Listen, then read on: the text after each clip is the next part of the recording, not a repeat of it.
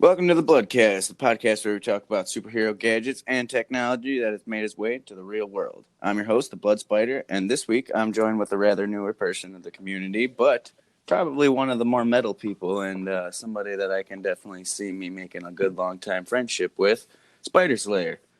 So, Spider Slayer, why don't you go ahead and give yourself your own introduction? Tell about and what your goal is to do in the community. All right. I'm Spider Slayer. I'm not a real life superhero. I am just a guy with things and skills, and I'm a maker, probably most of all. But I don't have a superhero complex. I'm not out here. I'm not here trying to be a savior. Yeah, you're not trying to fight crime. No, not at all. Yeah, no, I'm definitely with you on that, man. I mean, it's a common misconception. I don't know what it is. Just like if you put Spider in your name, and people are just they're gonna think that you're RLSH. Right. Well, I mean, I'm also not like 13, so there's that part of it all. Yeah, no, yeah, it's nice to actually talk to older people in the community. Not saying that all the younger guys are bad, but it's refreshing to talk to somebody close to of age. Oh 'Cause yeah, absolutely. I'm 26 years old. I'm probably one of the older guys in the community. Yeah, I mean, Brain Ion was in college, I think, when he was doing a lot of Yeah, his work. yeah, he still is. Oh, really? I think that he'd probably be a great person to be on this podcast someday. Yeah, someday. He's actually like the hardest person out of everybody that I've been having a problem contacting. Oh, really? I don't know if he's just busy or if he just doesn't want to talk to me. But I've only talked to him once, and it was on one of the videos I did, one of the iterations of his web formula, and he commented on it and everything. Oh, well, But that's pretty neat. yeah, I but know other than that, he's oh, active go ahead. on YouTube Community. I saw recently. He's been like posting on there Yes, for a bit. yes, yeah. You're talking about the pictures. Yeah, he's been posting pictures. He's had like some like living situations recently. Oh yeah. Yeah, I saw that. Huh. So that explains, he said he was going to upload something in like July, and then everyone was like really mad at him about it when he didn't show up. Yeah, that I do remember. But hey, man, life happens, so you Oh, can't. absolutely. This shit comes second. But Absolutely. so out of the pictures that you sent me, I don't know if you want to give like a little vague description for the people listening. So, what kind of web shooter are you building? Oh, I'm building a mechanical web shooter, and I don't know if it was from the old web tech forums or what it was, but I saw, I've been working on iterations of like CO2 powered projectile objects for a number of years now, like potato cannon adjacent things, and I've done like solenoid valve with like the classic like solenoid system, but it's an XRV, so it's this valve that you can find on Instructables for an air gun for like a pellet gun. Oh, yeah, But I was looking at it and I was thinking, it's no different than like an aerosol valve that uses the little like actuator part and a spring. yeah, yeah, And so I was looking at that, and the way that he goes about doing it is pretty ingenious. And I was thinking like there aren't great valve options available that won't like clog and that are like simple. yeah. And so I just thought, I'd give it a shot, and it's worked out pretty well for me. I got a 3D printer fairly recently, and so it's turning out to be quite a little fun project for me here. Yeah, I mean, it definitely looks like a nice, sleek design too. So that's always the benefit. Well, I appreciate that. Yeah, I mean, I'm excited to see it work. You're gonna hook that up to the ARM cartridges, right? Yeah, the ARM cartridges. I just need I meant to go out to Home Depot today actually to get a different fitting so I can take like the CO2 cartridges. Yeah. Okay. But I run into problems with those, and like the ARM cartridge is the same where it's got like a limited capacity. I wish I had like a big like backpack tank to hook it up to. Yeah. You know what? I kind of had an idea for that, but the only problem is like, you want that centrifugal force. You know what I mean? You want your tubing and then wherever your chamber is to be pointed down, so that it Oh all yeah. goes flowing through the tubing. So with like a backpack thing, you would have to, instead of stemming it off, like towards the shoulder blades, you would want to stem the tubes going down more towards the tailbone. You know what I mean? Oh, sure, sure. But I've been thinking about like, have you heard of an accumulator? Yeah, yeah, So I've had things like that running through my brain where if there was like something like pushing it aside from like just pressurized, you would be able to yeah, have a little bit more freedom there. But the tubing itself is a separate issue. yeah. What are you using? Well, I'm using some like quarter-inch vinyl tubing, but Oh, yeah. I saw with your Mark III cartridges, you have a valve right before the tubing. Yes, that is a ball valve, Right. and the reasoning for that is because I want my fluid to dissolve all the way in that chamber and get to a water-like viscosity before it even hits that tubing, or else it's gonna like once when I seal it and the fluid starts to pressurize in there, it's gonna start pushing all that like gunky fluid throughout the tubing, and then I'll have clogging issues as opposed to when I just let it all dissolve in the chamber, and then when give it like 15 to 20 minutes, something like that, just to make sure that it's all dissolved in there, and then I'll open up the valve and it'll just flow to the tube. Right, right, right, right. And it's stuff like that. It's like these little like micro problems, these little things you Yeah. have to think about. It makes this such an interesting hobby, in my opinion, because like, Oh there are yeah. people out there, they make trains, they make little model trains, and it's like that's fine. Like I'm not gonna slam anybody for having that as a hobby, but it's like you're tackling such a challenge when you're trying to design one of these things. Right. I mean, you have to make fiction a reality. Absolutely. No, yeah, definitely. I mean, it's definitely a unique hobby. That's for sure. I mean, I talk to my friends about it and I show them the stuff that I make, and they obviously, kind of geek out about it and stuff. Like, oh, I can't believe that there's this whole like community of like people that want to make a web shooter, and it's like it's cool, and it's over the years it has definitely like made some significant leaps and bounds. Oh, Of absolutely. Yeah. from what we've come from with the solenoids and the lighters to even the butane valves and everything. Oh, absolutely. Yeah. But yeah, my goal for this whole thing is I want, and it mostly comes in the web fluid, but I want to make a uh, incapacitating fluid. Oh, yeah, Something absolutely. that'll stick you to yourself or something else. You know what I mean?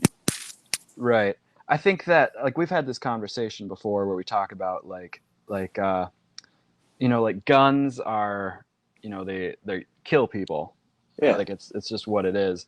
But like if like tasers, they also like can kill people. Like people are Yeah. very fragile. And like Oh there's so yeah. many situations where you need people to just like stop what they're doing so that you can like obviously people say all the time the best way to not have a fight to not get to not or to like win a fight is to not be in a fight. Right. And Exactly. so creating tools like developing equipment that can get you from a situation where you might get into a fight to where you are safe from being in a fight altogether, I think stuff like that's groundbreaking, and I think it's really the future of Self like defense weaponry. self-defense weaponry, altercation technology, I guess, Yeah. to create a term there. Yeah. No, I would definitely agree with that. I mean, and to be completely honest, a lot of the web shooters where they're at now, like the best web shooter or, one of the concealables, those are capable of doing something like that if, they have the right formula. Oh, absolutely. Yeah. And they have technology that they're implementing now. I try to keep on top of with some like expanding foam as like a non-lethal weapon. Oh, yeah. You're talking about that, that spray insulation stuff that Yeah, they. it's something like that. Yeah. Yeah. No, I seen that stuff. That was really cool. But I think the idea there was to be able to stop a vehicle that Yeah, was driving away, and that's like such a huge goal. I can't even imagine. yeah. No, I know it. But I mean, they've been successful, and like I don't know if they're military contractors or what they are, but they're developing it, and they're I mean, like, I yeah, mean, probably. that technology is here though. Yeah. No, yeah, it's definitely possible. I mean, the science of a lot of Spider-Man tech is surprisingly in the realm of possibility. It's just, finding ways to implement it in a practical way. Right.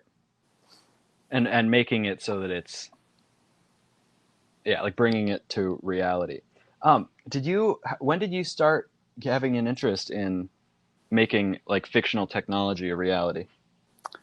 Oh, I mean, my whole life. I I would say probably one of my first ever like superhero inventions was when I was like, I don't know, maybe like 10. I made Daredevil Billy clubs. Yeah, Oh yeah. it actually would link in, and it you would have to screw it in. It wasn't like a quick disconnect, but it would go from like a shorter staff to nunchucks. Oh yeah. No, I bet that was a lot of fun. Yeah. My uncle actually helped me make it because he's a carpenter and everything, and it was actually pretty cool. I think I still have it somewhere in a box too. Oh But yeah. No, I would. That's something to put up on the shelf, I think. yeah, yeah. It's yeah. I mean, it's definitely battle ready. Like there's half-inch steel cable in there, that keeps everything together, and you can really whack the shit out of somebody with that thing. Yeah. That reminds me of I don't know if you've talked about it on the podcast before, but you've seen the movie Kick-Ass, I assume? Yeah. Oh yeah. Definitely. Yeah, I just love so much the idea of a kid being like, yeah, let me grab my scuba suit here, and I've got two like lengths of closet rod, and I'm ready to go out and fight crime. And it's like, Yeah. oh man, you're gonna just walk around giving criminals contusions and stuff. Yeah. You're not gonna. See, you know what? I think it's just mainly because where I live, it's just I have never ever like yeah, I've definitely, even younger I've had fantasies of doing shit like that, but like I would never it just never came to my mind to actually go out and do it myself, because it's just like instant death. Right. Like, and that honestly that's just, a product of my environment. That's just, where I'm from, but it's people already want to, get testy, especially if they see somebody in a costume, and Oh yeah. just it's just I think it would bring more altercation than it would bring good, at least for my neighborhood. Right. I think a real life superhero to be functional would have to be more of like a social group, or it would have more of like broad range like political aspects to it. Yeah, almost like what the Astros are doing. Right, but I'm worried about those guys too, because like you just said, putting on a costume, it like invites altercation, it invites Yeah. conflict, and I'm worried about these guys with their homemade armor, and they're walking around, and it's like you shouldn't be putting yourself in a situation where you need to wear armor. Well, you know what the big thing is now is the real life supervillain now. They Yeah, are, I that was your first episode. well, yes. That guy in particular, he is more he as of now he doesn't claim to be a real life supervillain because of what it's become, and I'll talk about that in a second. But he is actually, in the sense, he is like one of the I like to call them the pretenders. Like the Mm-hmm. Avengers, except they're the pretenders. Right, Just the the kids of the RLSH community. The right, like the you know fanboys. yeah, you know who I'm talking about. I don't even have to say anymore. But No. he was pretty much like dedicating his shit to attack people like that. But when it came to people like like the Amazing, or people like that actually have, like a relevant presence in that shit and that are actually, doing stuff. He didn't really fuck with them. Hmm. But now the thing is, man, there's been so much that I've just been like watching from the sidelines. So there's this dude. I guess his name is MC Maledic, right? And he, I guess. So first of all, I kind of see this guy as a what is that shit called? LARPing. Like the live action role play. Oh yeah, like That's convention stuff.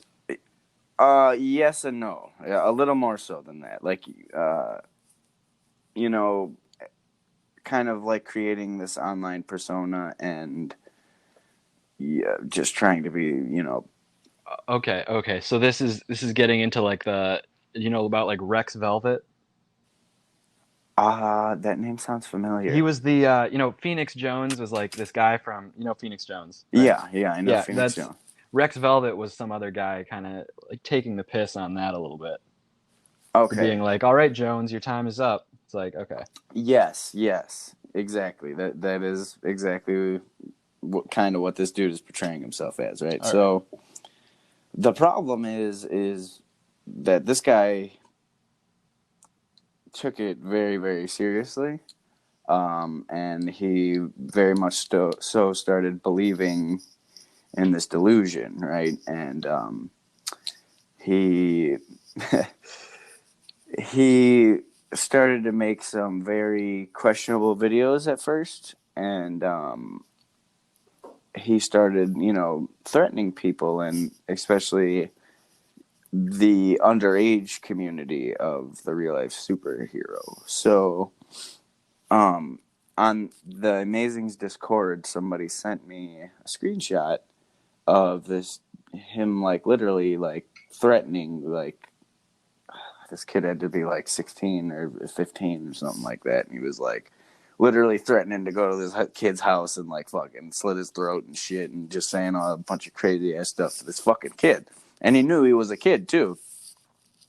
And that's kind of when I'm like, okay, maybe an adult should get involved with this, Right. because this guy's taking it a little too far. And I don't know if I ever told you, what I do in my day to day life is I went to school for 4 years for criminal investigation and criminal psychology, and Oh, really?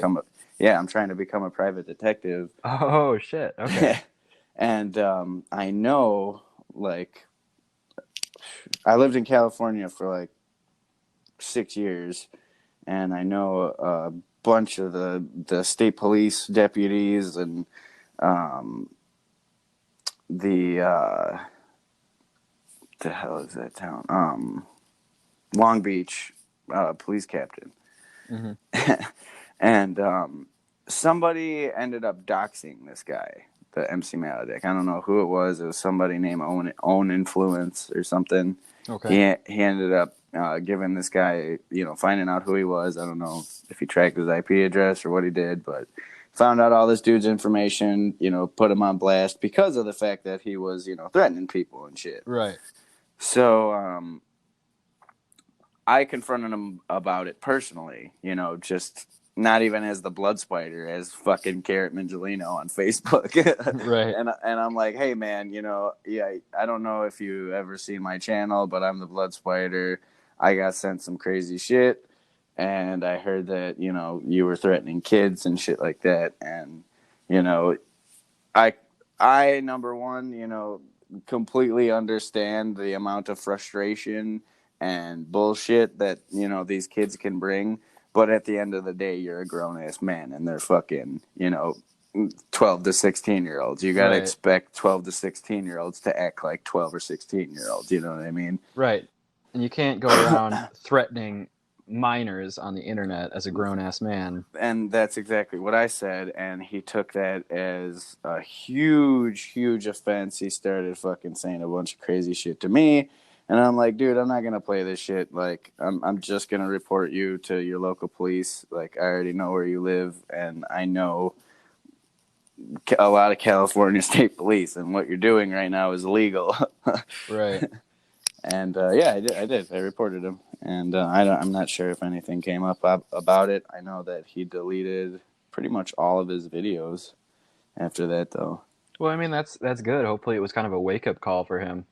But that's what I'm saying, because like the videos that he was posting were very, very strange. It was he said that RLSH tried to break into his house in one of these videos, and he was like running around his house screaming, and there's just fucking nobody there. Right. And then he started driving around, and he was driving around all crazy, and like, And this was in the video that he was... yeah. And Okay. then the next, he didn't upload for like 2 more days, and then he uploaded again, and he was showing a picture, or he was showing a video of I guess the stop sign right out front of his house was all fucking smashed into, and it was all down on the ground and shit. And tire marks were skidding right into it, and he was saying that, oh, that was the RLSH that drove off trying to break into my house and shit. Yeah, And I don't fucking think so, dude. yeah, Not a likely story. putting the two and two together, it's like, dude, I think you just got like, really fucking drunk or something, and convinced yourself that there were people breaking into your house and Right. No, mowed down that stop sign. yeah, I think he needs to maybe stop it and Yeah. get some help. Like, Yes. Yeah. But yeah, that's pretty much what it is becoming. And then he lied to because that dude's even fighting with other real life supervillains now. And well, I didn't know I didn't know there were many of them. I thought it was just Oh that. yeah, no. There's a whole community of those motherfuckers too. Oh man, I got to meet that community. Yeah. So he was fighting with even people like them, and then he went and lied to everybody and said that he got the term real life supervillain RLSV patented to his name. Yeah, I don't think so. No. That costs so much money. Right. No, you'd need all kinds of lawyers for that. And then when you get to that Yeah. point, I think any reasonable lawyer would be like, okay, buddy, listen here. You're paying me money per hour. I can say this to you in 2 minutes here. Stop it. Yeah. Get some help. Yeah. Where are your medications? Quit smoking meth, dude. Right.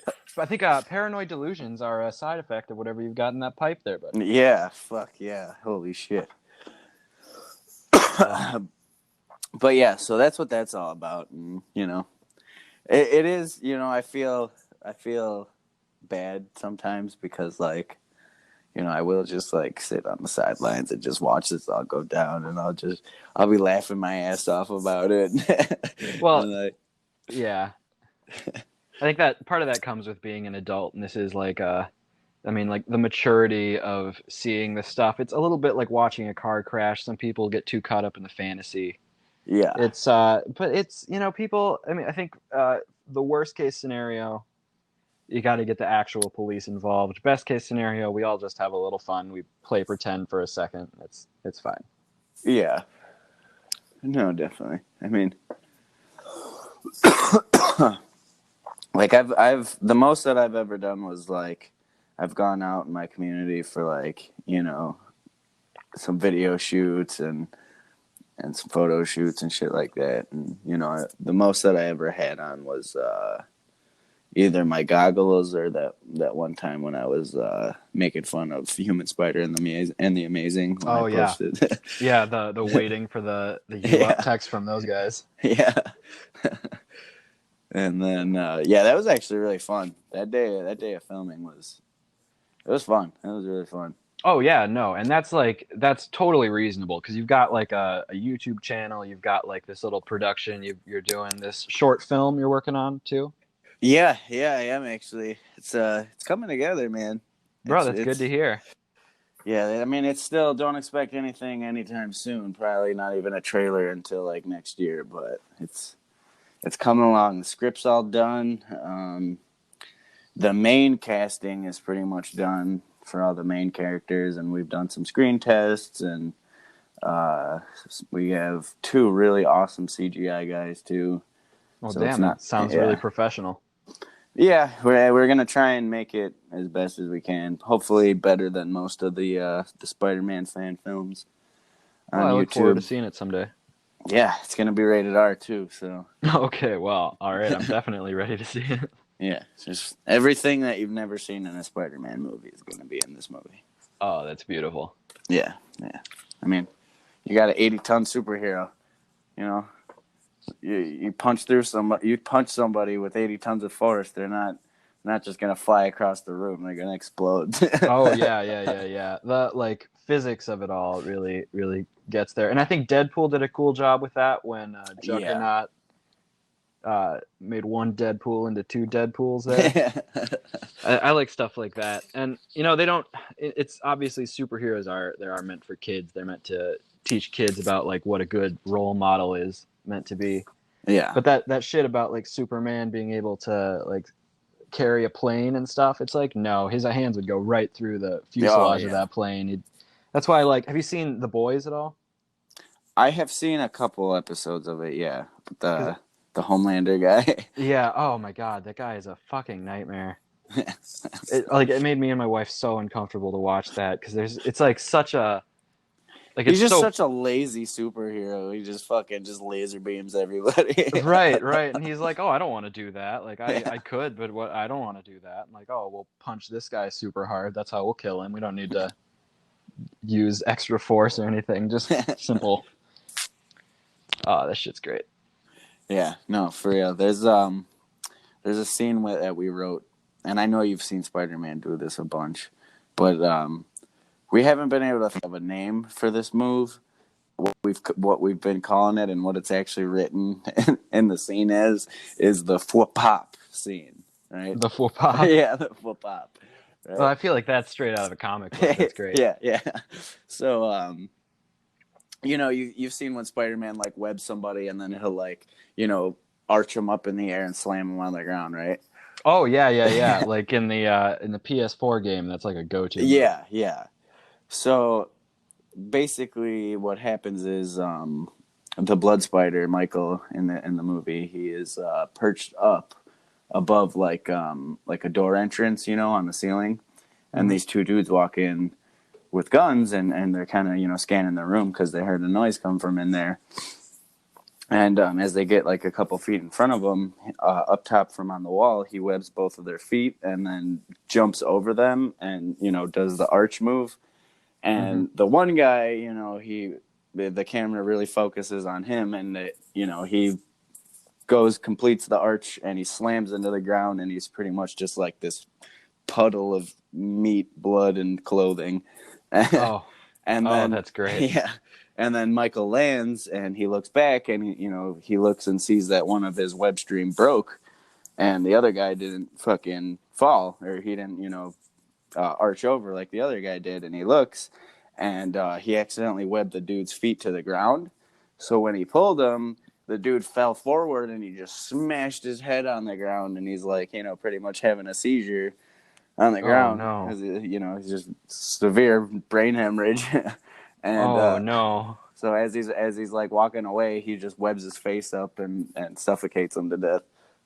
That's incredible. I so look forward to seeing how your CGI guys are able to do Oh that. yeah. That sounds incredible. And I've been thinking about that in terms of like a real life web shooter, a real life like incapacitative device. Like okay, for starters, like the suffocation risk is real. Like people Oh are gonna yeah. be like I love these scenes of Spider-Man like webbing a backpack to the wall or something where it just like it's like a nail gun almost. Yeah, yeah. But if you get someone right in the face, like for starters, it's gonna go up their nose. If it's really like something that could incapacitate someone, their mouth is gonna get sealed shut. It's gonna get in their eyes. Like we're Right. gonna. Or I don't want to get a. if the force is strong enough too, it'll break their neck. Oh yeah, no, or it'll just go right into the skin of their face. Yeah. It'll like adhere to their skull, which is a great metal album cover, but not Yes. exactly a real life scenario. And I can't even think of anyone who'd want to get eyes full of R134A over here. Oh man. Yeah, that would be pretty bad. Oh, Well, see, I worry. oh, go ahead. Go ahead. I worry about you sometimes, man. I see you filming these test videos where you're inside with like butane and all this, and maybe it's the pyrophobic side of me, but I'm like, bro, I hope you, for starters, I hope you got good ventilation. I hope you Oh got a yeah, mask. yep. Oh yeah, its safety is always number one priority in my laboratory.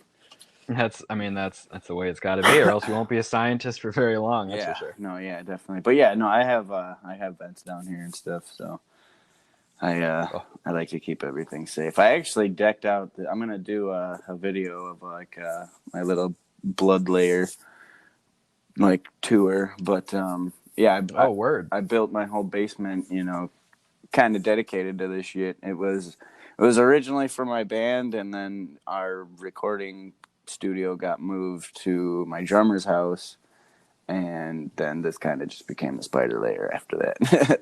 Well, that's awesome that you've got a base of operations there. Oh yeah, yeah. You need it, man. You gotta have it for, especially if I want this channel to go anywhere. I got a 3D printing station. I got like a sewing station, a costume station, a lab, and like a display station, a shooting range. Like, Oh man, are you still using your old headboard oh for yeah, that? oh yeah, definitely. That thing's That's like it's like an archaeological discovery there. I feel like you can peel back the layers and see the different formulas. well, dude. Yeah, honestly, like, there's some stuff that's on there, like, because it's acrylic, man. It's fucking that shit's bonded to that thing forever Yeah. now. Yeah, I've tried to get it off, and it's like, pieces of like fucking granite on there now because it's been on there Oh, for so oh long. no. But it's all right. Well, I mean, you got the setup for it. You might as well. Yeah, yeah, no, and I mean, it looks cool anyway. It definitely Right. it looks. No, I got silly string on the wall in my room for the past number of years. Yeah, actually, you know what? You know how silly string kind of like shrinks after Mhm. it's exposed to, and it dries out for a long period of time. It kind of shrinks up. Yeah, yeah, yeah. This Because does it not. loses the moisture. Yeah, this does not. Oh, really? Yeah, it'll depending on how thin it is, it'll kind of become brittle and like flake up. But then if it's thicker, then it will like literally turn to like a piece of glass, pretty much. Wow, that's pretty cool. Yeah.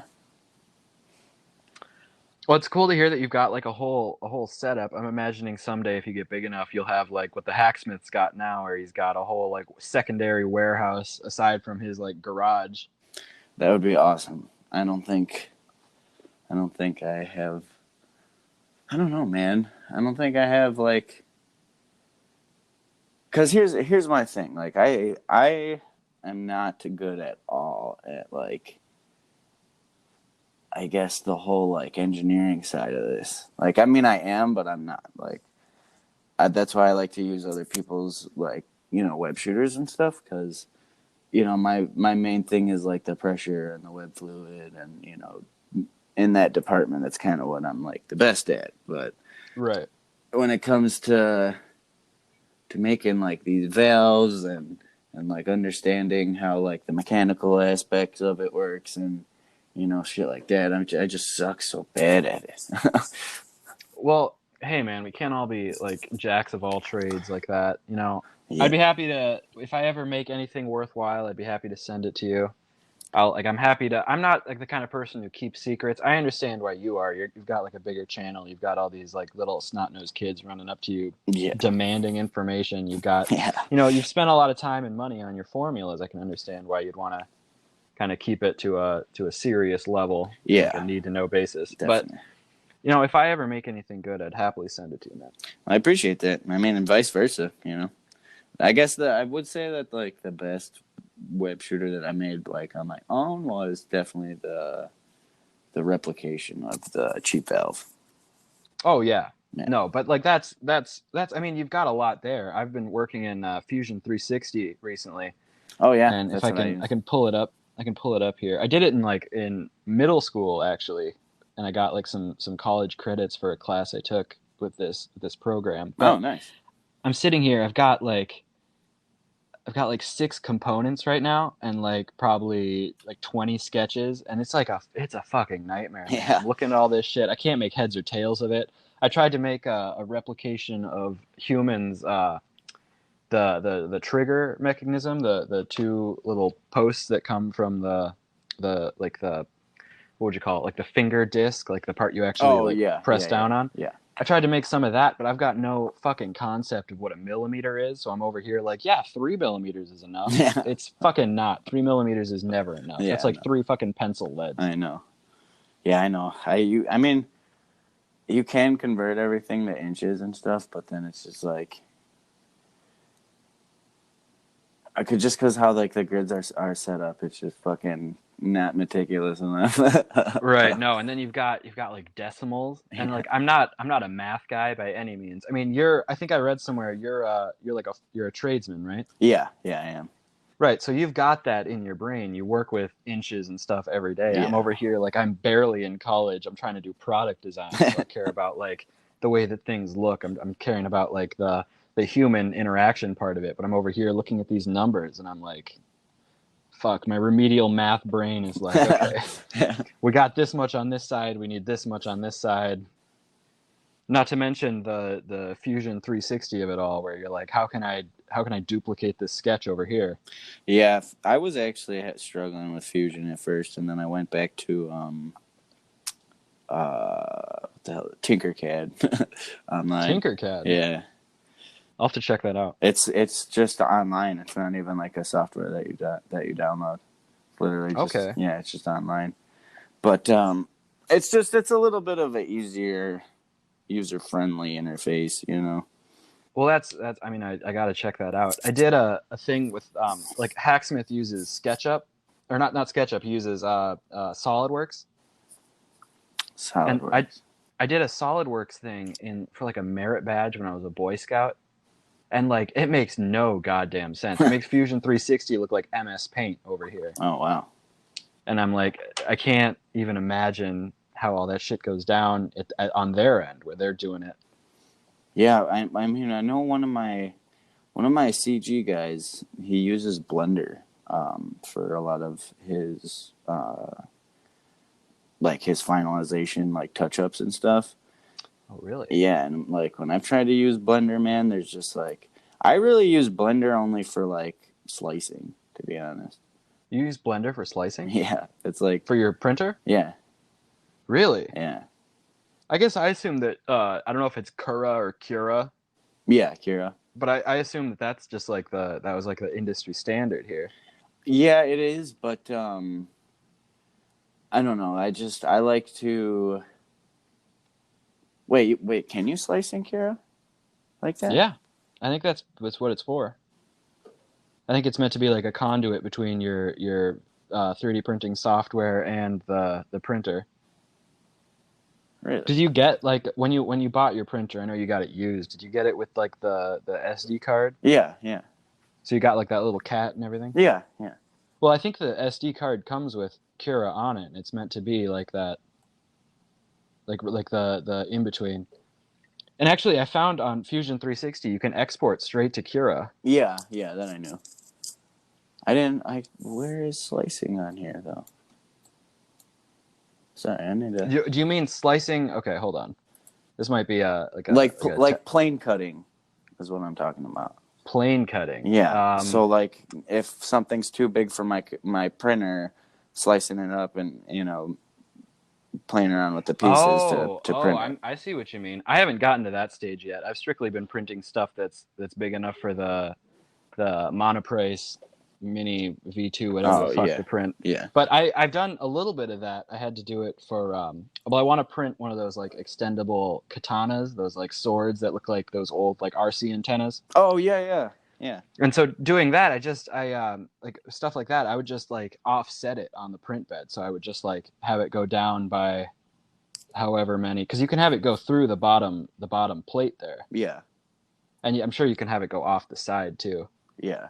No, But it's that's- just for like stuff like that mask that I made. Oh, the like the scorpion Yeah. from yeah. Mortal Kombat kind of thing. Yeah, that I had to slice that in half because that was way too big for this thing. I mean, it's only 5 by 5 by 5.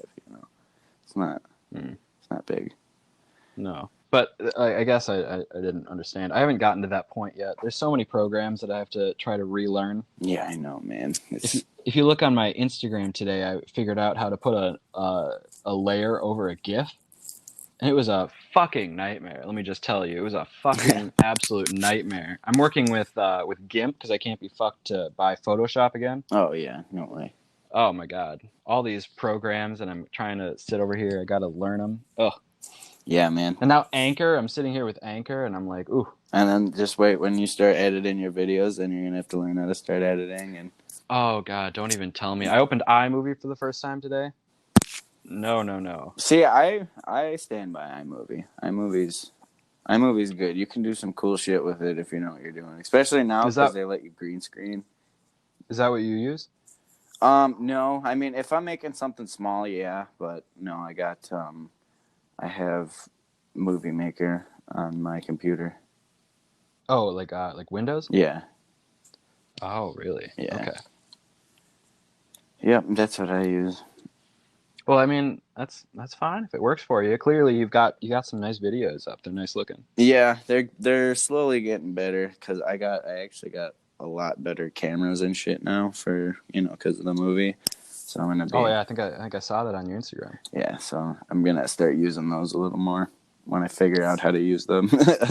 Oh yeah. No, I can't even imagine getting to that point. Like you're kind of like a big scale guy to me, but I don't like you don't get like that many views. No. But I kind of think of you and Greek Gadget Guru Oh yeah. as kind of on like the same level, which is for sure wrong. But like he's kind of stopped making videos, and I like used to watch his videos all the time. Yeah. Then you came in, so I'm like, but I can't imagine getting to that level. I feel like you've been kind of telling me that I should make videos, but I'm thinking like if I do it, it's going to be with my phone. I'm not gonna definitely be out here. I'm not gonna buy a tripod probably. Yeah, I mean that's at the end of the day, all you really need is a tripod on your phone. I mean, if you said you have an iPhone, right? Yeah. Perfect. Well, yeah. I mean, the cameras are. I mean, they're fine. Yeah. I mean, I feel like past like 2009, I feel like you've got a good camera on your phone. Exactly. And like with iMovie, you can export in 4K and shit like that. So, you could definitely make good quality videos on your phone for sure nowadays. I don't know if I'd go to 4K. I feel like that would reveal a little too much. Sorry, I'm running to the fridge quick. I was drinking this spiced rum. Oh my god, I love it. Oh yeah, what is it? It's let me pull out the bottle here. I think it's called I got it on the top shelf. It's an old Force of Habit. I don't need to hide it from anyone here. It's Jonah's Curse. It's this black spiced rum. Huh. I turned 21. I turned 20. It's been like almost a year now. I'm 22, but I've been going through kind of like a bartender type situation where I've been buying one of each. So I bought this like white rum. So it's basically vodka. It tastes like shit. It's came in a plastic bottle, but this is spiced rum. This Jonah's Curse. Not that it's sponsored. Jonah isn't giving me shit, but it's great. And then I'm switching over to this Fireball knockoff. Oh. It's Fireball is it's a lot to handle. I like the people. I like their logo. I like I've always been like a big red guy, so like the cinnamon flavor is like good. I know there's got to be just an absolute fuck ton of sugar in here, but it's Canadian. I like it. It doesn't hurt me at all. Yeah, that shit like that's dangerous, man. It's dangerous? Yeah. The shit that tastes good, because then yeah, no, I know what you mean. After a couple of drinks, it's like you're just drinking water now. Right. It's like eventually you're just drinking Kool-Aid and you're like, huh? Why am I awake and why is it the morning? Yeah. Yeah, no, I got some Gas OG right now. That's what I'm working with. Oh yeah, I remember you saying that. Yeah, it's a big old fat nugs. Well, I mean, shit, it's legal there now, right? Yeah, I mean, I've had my medical card. I've had it since like 2015 or something like that. Really? Oh yeah. I guess I'm not like privy on the laws for where you're at. I know here it's like if you get the medical card, you can. I don't know. You can't buy like dry flower. You can't buy. I don't know what you can buy. I think it's exclusively like oils. Oh, CBD. No, not CBD. You can buy CBD at like Walgreens now. Oh yeah, yeah. But like I can't imagine that it's cartridges, those things that were giving all the kids fucking lung cancer. Well, the thing is with those is people made a lot of bootleg ones, and the bootleg ones is what was doing that. Yeah, I think it was like the vitamin E or something. Yeah, and then another thing, it was the heating coils that they were using. They were the cheap ass ones are made with lead, and Oh no. yeah, and you know what happens when lead gets fucking red hot? It starts to send fucking particulates boiling at Oh fucking no. red hot in your fucking lungs. You know. Yeah, So, that's all right. so how you know if you're smoking those things, if they're real or not, is if you look on the bottom where they screw into, you know, your battery system. If there's not a stamp like embedded into the metal of its, you know, I think it's the serial number and the factory number. But if there's not any type of stamp on the bottom of that thing, throw it in the fucking garbage. Oh man, well that's good to know. I don't use those. I used to buy some tanks from a friend of mine, and they were for sure knockoffs. But the reason I found out was because I saw like this PSA where they're like, "Hey, you can just buy like Dank Vapes boxes on the internet. Yeah. Like you can buy the packaging." And I'm sitting over here like, "Man, that shit looks so legit." I've gone through like 5 of them. But of course, they didn't do shit for me. Me and my wife just called them sleepy boys. Yeah. And I realize now that's probably why I was coughing up that black stuff for so long. Yeah. I mean, I smoke cigarettes too, so I can't. Like currently still? Yeah, yeah. So I can't fucking talk about, you know, shit, because I need to fucking quit. Well, I kind of miss those days, man. I used to smoke. I smoked from when I was 18 until I was 19, like about a year. Oh wow. And then I switched to vaping because I knew like I've had so many members of my family die from lung cancer, like recently too. But I switched to vaping, and then I vaped for like up until like a month and a half ago, and I like quit vaping. I had like a mod and a high wattage coil, and it was great for me. Like I loved it. I still, you know, my wife still uses one, though she's trying to quit now, but I'll hit hers occasionally. But Huh. Yeah, but still, nicotine no is cigarettes though. no cigarettes. I think my last cigarette was the McGregor Mayweather fight. Oh wow, nice dude. Yeah, no, I feel great. I actually quit because partially because people in my family were dying, but also because I realized that the people I was dating at the time could for sure taste it on me. Oh yeah. And I was like, oh my God. Yeah, no, definitely. Can't imagine. And it gets all over your clothes and your fucking hair. You know, I got long hair, so I always smell like fucking cigarettes, probably. Well, but you know, if it's the people you're around, I think. Like if they care, then Yeah, no, I mean my wife does smoke too. So. Well, it sounds like you're in a perfect setting. It's not like she's gonna shame you for it. No, I know, but we both gotta quit. It's bad. Yeah, because you know what? I started smoking when I was really young, and I was one of those fucking kids that was just smoking because I thought it was cool. You know, I was at my bus stop listening to death metal, smoking cigarettes. Well, okay, but it is objectively cool. Yeah, no. Like you don't see Hellboy out here chewing fucking Nicorette. Right, no, exactly. You know, so that was the kind of, you know, that was the reason why I started smoking. You know, I just thought it was fucking cool. And I got addicted, and that was... that was like 7 years ago. So I've been smoking for like 7 years, like a half a pack a day.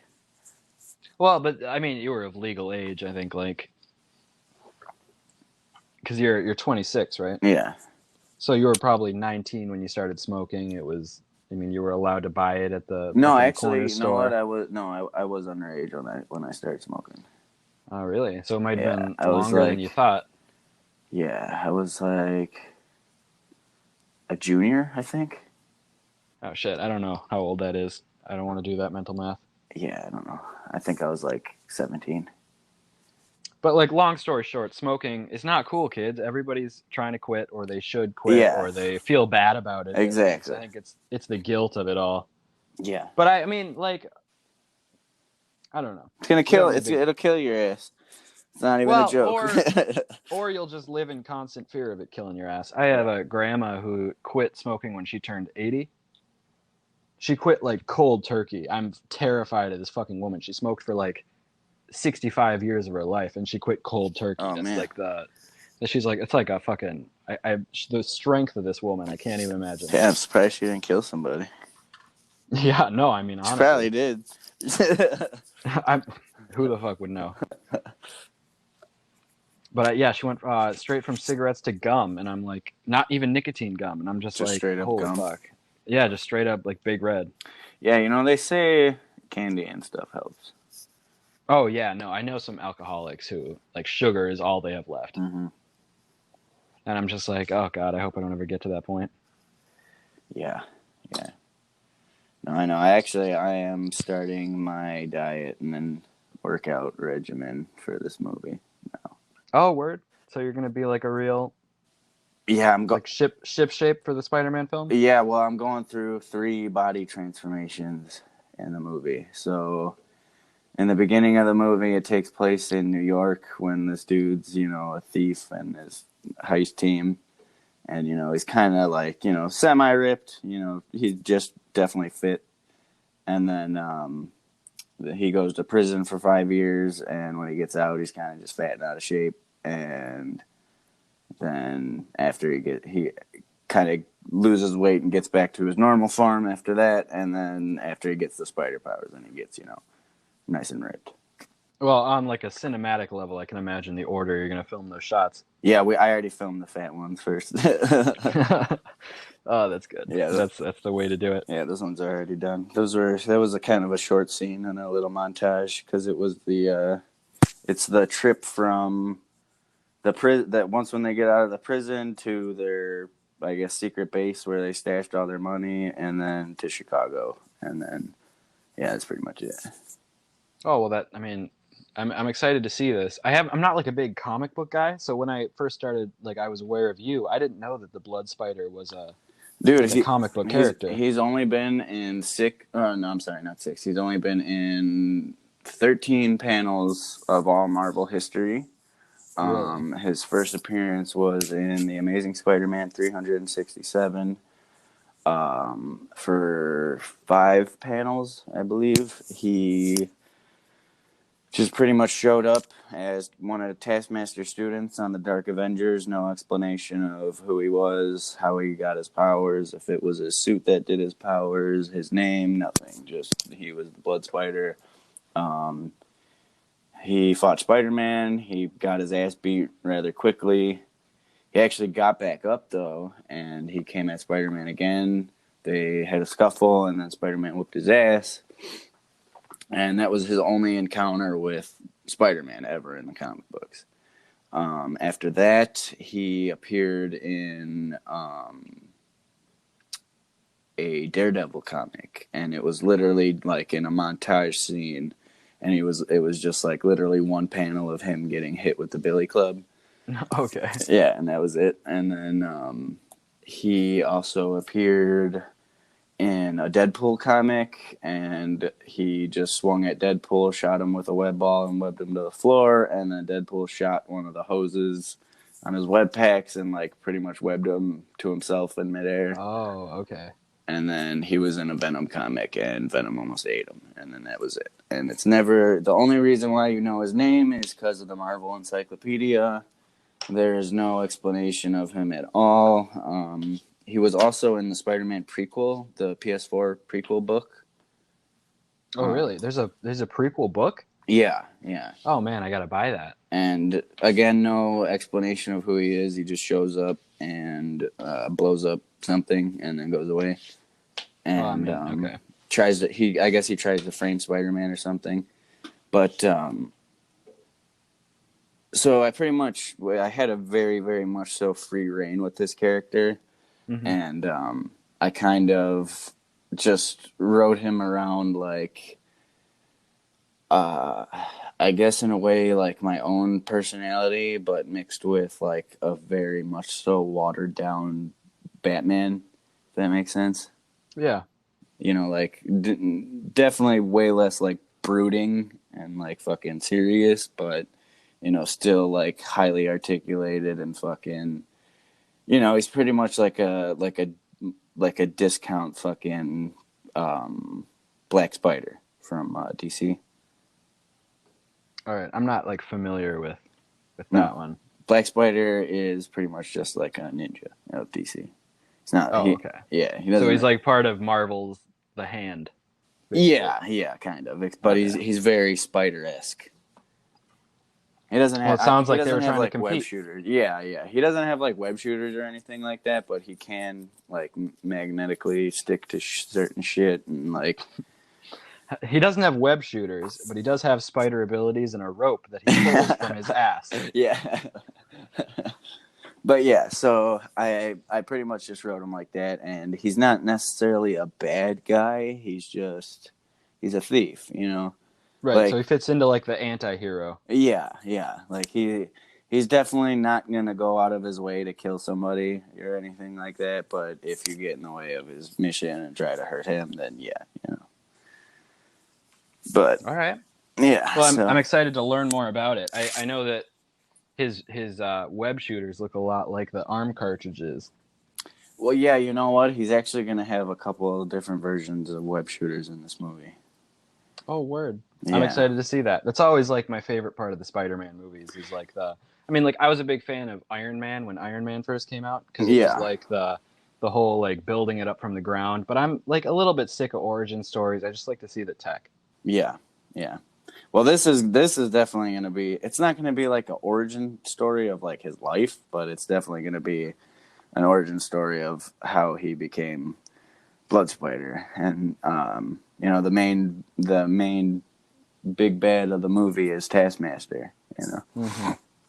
and he's there's some shit going on.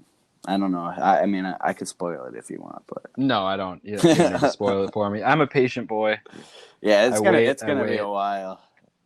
But we do plan on releasing some like promo pictures and shit this year. So Well, it sounds like you've got like a whole budget behind it, so I'm sure it's going to yeah, turn out fucking fantastic. It's going to blow the socks off everyone in the spider community. yeah, I'm we're probably gonna premiere it somewhere else that's not YouTube first, and Mm.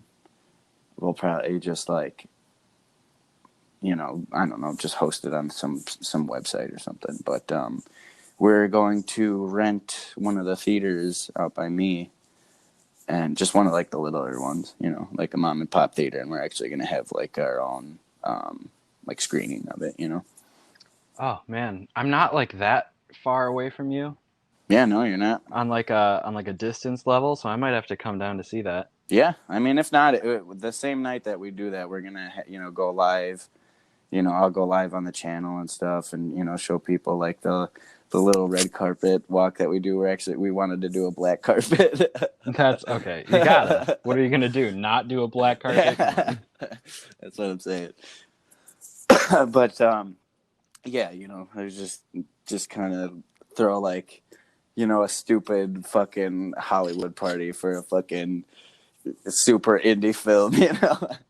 Right, but like you gotta. I mean, how many indie films are you planning on making? You gotta make the most of it.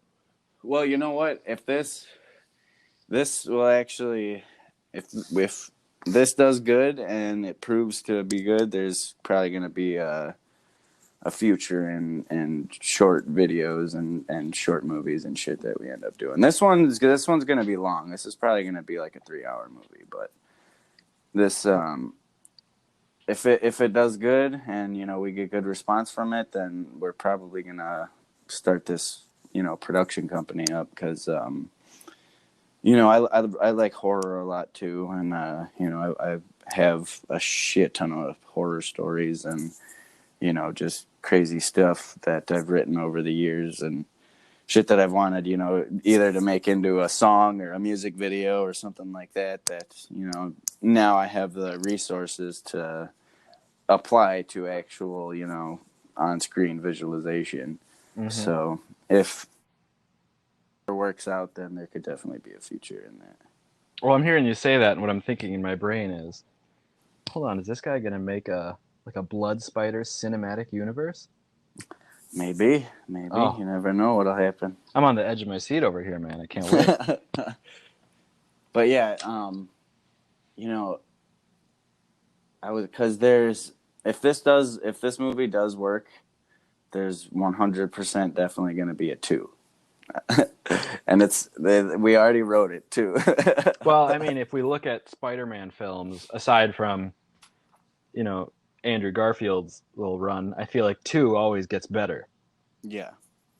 So I mean, it's going to work out for you, I think. Well, yeah, because I mean, this one's going to show him, you know, because like I said, like how I was saying, like Michael is like a Batman type person. He trained so hard just as himself, as a regular human being. I wrote that he's pretty much almost as agile, and he could like pretty much do like half of everything that Spider-Man can do, like aside from like sticking to walls and spider sense and stuff like that. Hmm. He's very very skilled at what he does, So he's and like a major athlete character. yeah, All right. and that gets proven very quickly, early on in the movie. And when he's able to get his spider powers and everything, and when that happens to him, unlike Peter, who that was like he had to pretty much go through puberty again, to learn that shit because he was just a kid. Hmm. Michael is a master strategist and tactician and shit, and he knows how to adapt to his environment and use his knowledge to better his situation. You know what I mean? Hmm. So he's gonna learn how to use that. It's almost gonna be like a Man of Steel, General Zod type situation. Like he is way more sophisticated with these powers than Peter could be. Okay. Because he is, he's such a strategist and stuff like that. So, like the spider sense, for instance, is going to be a very big highlight of this movie. All right. Well, I mean, that's gonna work out super well. I feel like we haven't seen much of the spider sense depicted in film aside from like that one scene in. I mean, there were a few scenes in the Tobey Maguire movies, but like the one where Yeah, it like pans around and he's like, "Whoa, the Flash is gonna punch me," and also like there's a yeah, fly over there by the fire extinguisher. right, exactly. And we this movie is very much written in the 616 Marvel comic universe. Hmm. And in Marvel, not a lot of people know that Peter Parker has a spider sense. They Hmm. think that it's just skill, and it the official spider sense like thing is it's a 360-degree omnipresent detection in a 2-mile radius of Peter, and the intensity of it varies based on the level of attack and how close it is to him. You know what I mean? Okay. So, for instance, if he was in, Spider-Man was standing in like the middle of like a old Greek Colosseum circle, and fucking there were just dudes all surrounding him with machine guns, and everybody at the same time said fire, and they all started pulling triggers and firing. His spider sense is going to go off, and he is literally going to be able to tell who pulled what trigger first, what bullet is going to come out of what gun first, and what he needs to do to redirect this one to go here and fucking web up this guy so this doesn't happen. And he's able to calculate all this shit in his brain in like milliseconds and still talk shit all at the same time. You know what I Oh, mean? So like that is the level of OP that spider sense is. And obviously throughout comics and movies and stuff there has to be watered down a lot, because if it was like that all the fucking time, then he'd be one of the most powerful beings in Marvel. right. He'd be like a 2 mile radius god of that section. Yeah. Yeah, no, for real. And because just how I'm trying not to give away too much, but how he gets his powers is a very practical way, and it has to do with a lot of radiation and shit. And he thinks that the spider sense is just radioactive poisoning, just like a side effect of it at first. And Hmm.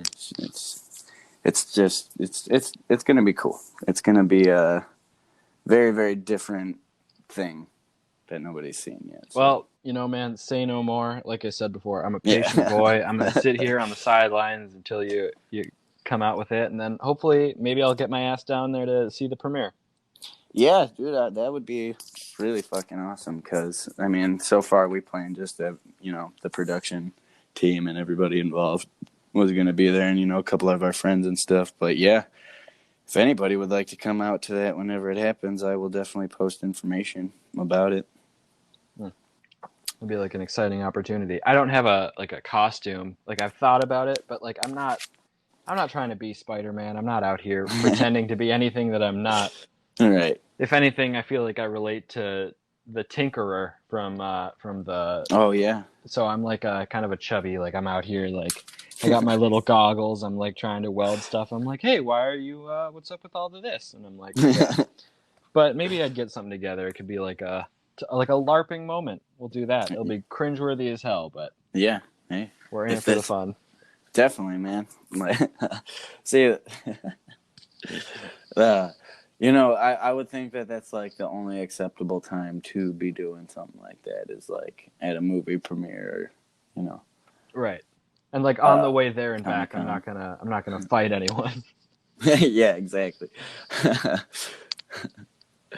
Yeah, but no, yeah, I'm not gonna go there as the Blood Spider. I'll be there as Gary, But Well, and you've always been so forthcoming about your identity. I gotta respect that about you. It helps that you're like a musician. You've got like your moments as being someone out there.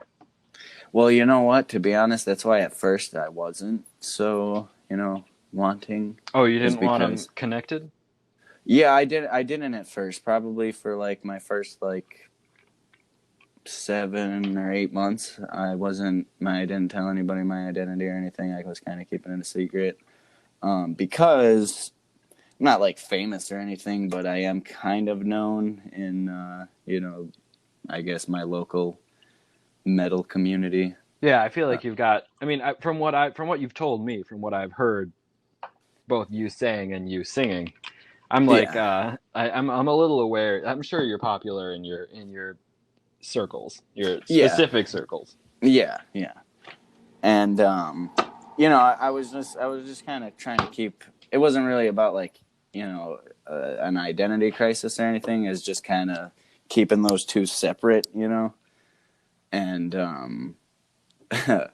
then one day I got a message from somebody, and it was this kid probably, and he was like, oh, I tracked your IP address. I figured out all your information and who you are, and if you don't give me your web fluid formula, I'm gonna tell everybody. So I called his bluff, and I fucking posted a picture of myself and told everybody who I was, and fucking oh fuck, dude. That sounds like an absolute nightmare to me. Like this is all like getting me to not make a YouTube channel, because the last thing I need is some like 12-year-old kid from India who fancies himself as like a new Spider-Man to be like, listen, man, I don't like what you're up to, and I want your shit. So I use my hacking ability to track you to this specific like 1 block radius, and over here, like, man, I just wanna have tools and make shit. Yeah. Yeah, I mean that's another thing though. That's what I was saying in the beginning, was like, you put Spider in your name, and it's like you're just gonna get motherfuckers coming at you, and I just out of the blue every day. Like, I'm not even big at all. I'm nowhere near like human Spider level or anything like that yet, and I still like every single day, this shit is like in my suggestion box. And I mean, I'm at the point now where I just ignore it, but. Well, you're at like minor celebrity status, I feel like.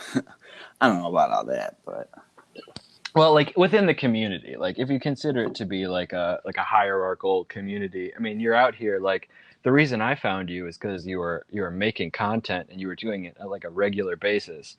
And there are like some other people who I followed. That's actually how I found He Who Shall Not Be Named. It's because he was putting shit out all the time, and I was like, oh, I'll take a gander at this. I'll see what he comes up with.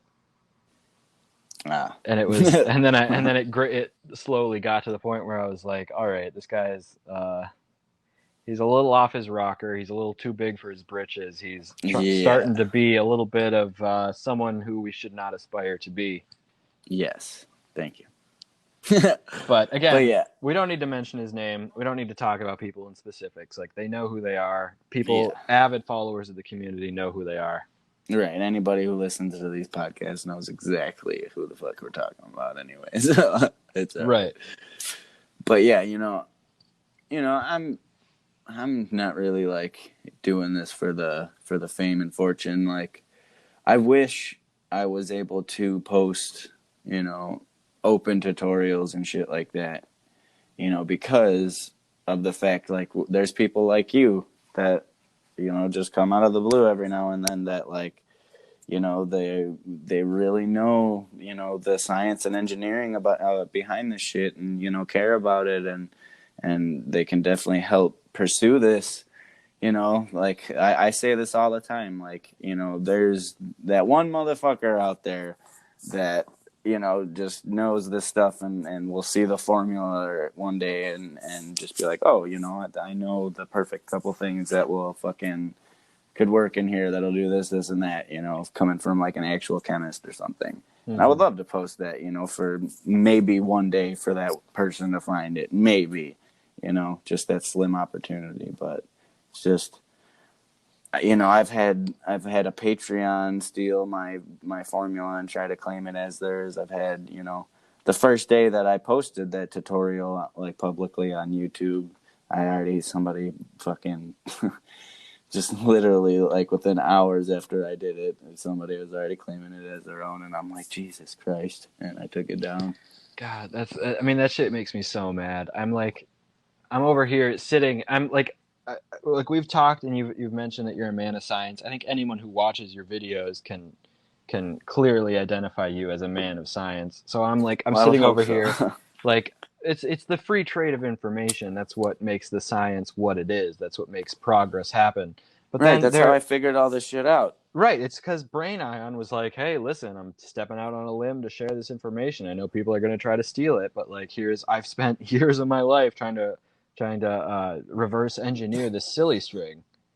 Right. And, like, without him, like, we stand on the shoulders of giants, right? Mm-hmm. Like, Human and Brain Ion are two of the biggest. I mean, I doubt in my entire career that I'll be able to reach what either of them have done.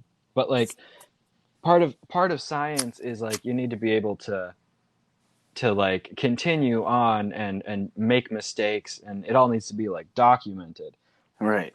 So I wish that these people who stole your formula off Patreon had at least been like, hey, I also experimented with it a bit. Here's some shit I tried. It didn't work out. Yeah, like, at least give me your fucking results, you asshole. Right. Like, no one person can sit here and try every single thing. Like, I know some of your formulas. You've got some interesting components. I can't imagine that those came to you easily.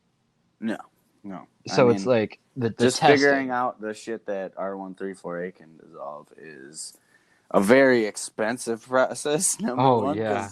this shit ain't fucking. I mean, I got with the tap and everything that I got, and, like, the little adapter, I can just buy, like, the little $4 cans, of them. But even still, those little cans do not go a long way, Right. No. That's like, I can imagine there's just like a couple fills in each one. Yeah, exactly. And, without naming, what I use, it's literally, there's not any fucking information really online of, dissolution of polymers and fucking tetrafluorethane. Right. That's really not an experiment that has been conducted in the field of chemistry, because that's not what this shit is for. It's for fucking car air conditioning. Right. It's for being fucking cold as shit. Yeah, exactly. And, yeah, it's literally just like, maybe, this stuff kind of has the properties of acrylic, a little bit. So maybe this is a fucking, either a hydrocarbon or a fucking, aprotic or protic molecule. So maybe this will work, or maybe it won't work. It's literally all just about trying it out, and oh, that didn't work, or Oh oh, man. that works. Yeah, but I'm sitting here and like for all the that didn't work. I'm hearing like a $60 mistake. Yes, yeah, yeah, Oh man. yeah.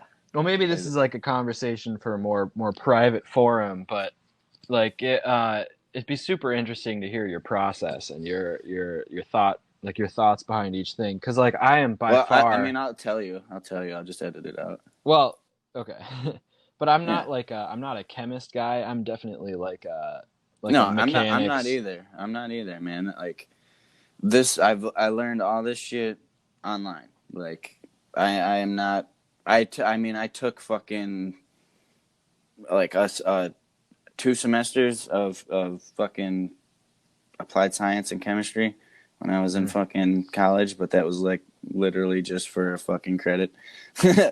And like Right, requirements, right? yeah, yeah, and like everything else, like I cannot tell you like how I did it. Like I studied Brain Ion's video about both those two silly string formulas and the science behind it, like fucking frame by frame, every word that he said, every fucking chemical that he talked about, every fucking molecule that he talked about, every solvent that he talked about. I looked it up, I researched it, I figured out what it is, why it is, how it is, what the fuck it does, what if anybody has tried to do any type of polymer chemistry with any of these before, you know, just search the internet and fucking months and months and months and months of research, even before I made his fucking first, version that he showed everybody how to make. And when I finally did it, I realized that there was a lot of this. It was mainly that fucking tween 80 shit that he was using that as Oh, the emulsifier. the polysorbate. Yeah, the polysorbate 80. Yeah. Yeah, it was that. That stuff is I think, and I see. I haven't been able to confirm this, but I think what he was trying to get was the propylene glycol. Oh, yeah, yeah, The yeah. Yeah, and that's what I think that he thought that was. Excuse me, Okay. because the propylene glycol is used to make like gummy things in a food grade substance. Right. And I It's think of it and I think of like e-liquid in the same breath. Yes, yes. Whereas the tween 80 is more of like it's used to make kind of like jello-ier substances. You know what I Okay. mean? Like more viscous substances as like a more solid substance. All right. Yeah. So Like I almost like a xanthan gum type. yeah, yeah. So I took that out. The first thing that I did was I took that out of the formula completely, and I replaced it with mineral oil at first, Hmm. and it was still very boogery. Okay. Okay. Yeah, and but it was showing signs of molecular chaining. It was. I mean, it was still you know very globby and gloopy, but you can start to see strands and actual like particulates coming out. Hmm. And so I figured this needs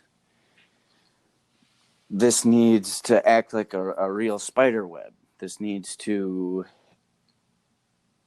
The main polymer needs time to cure, right?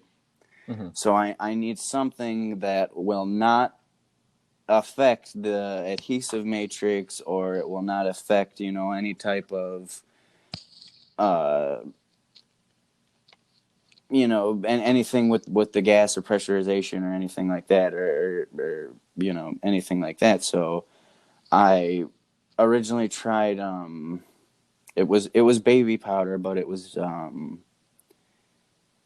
baby powder mixed with something else, and I tried that at first, and I just kind of poured the powder straight up into the formula that I made, Hmm. and it didn't really dissolve the powder all the way. So again, it was still very boogery, and there were clumps of fucking baby powder in there still. So then I found pure talcum powder, and I used that, but I made I completely dissolved it in isopropyl, beforehand. Mm-hmm.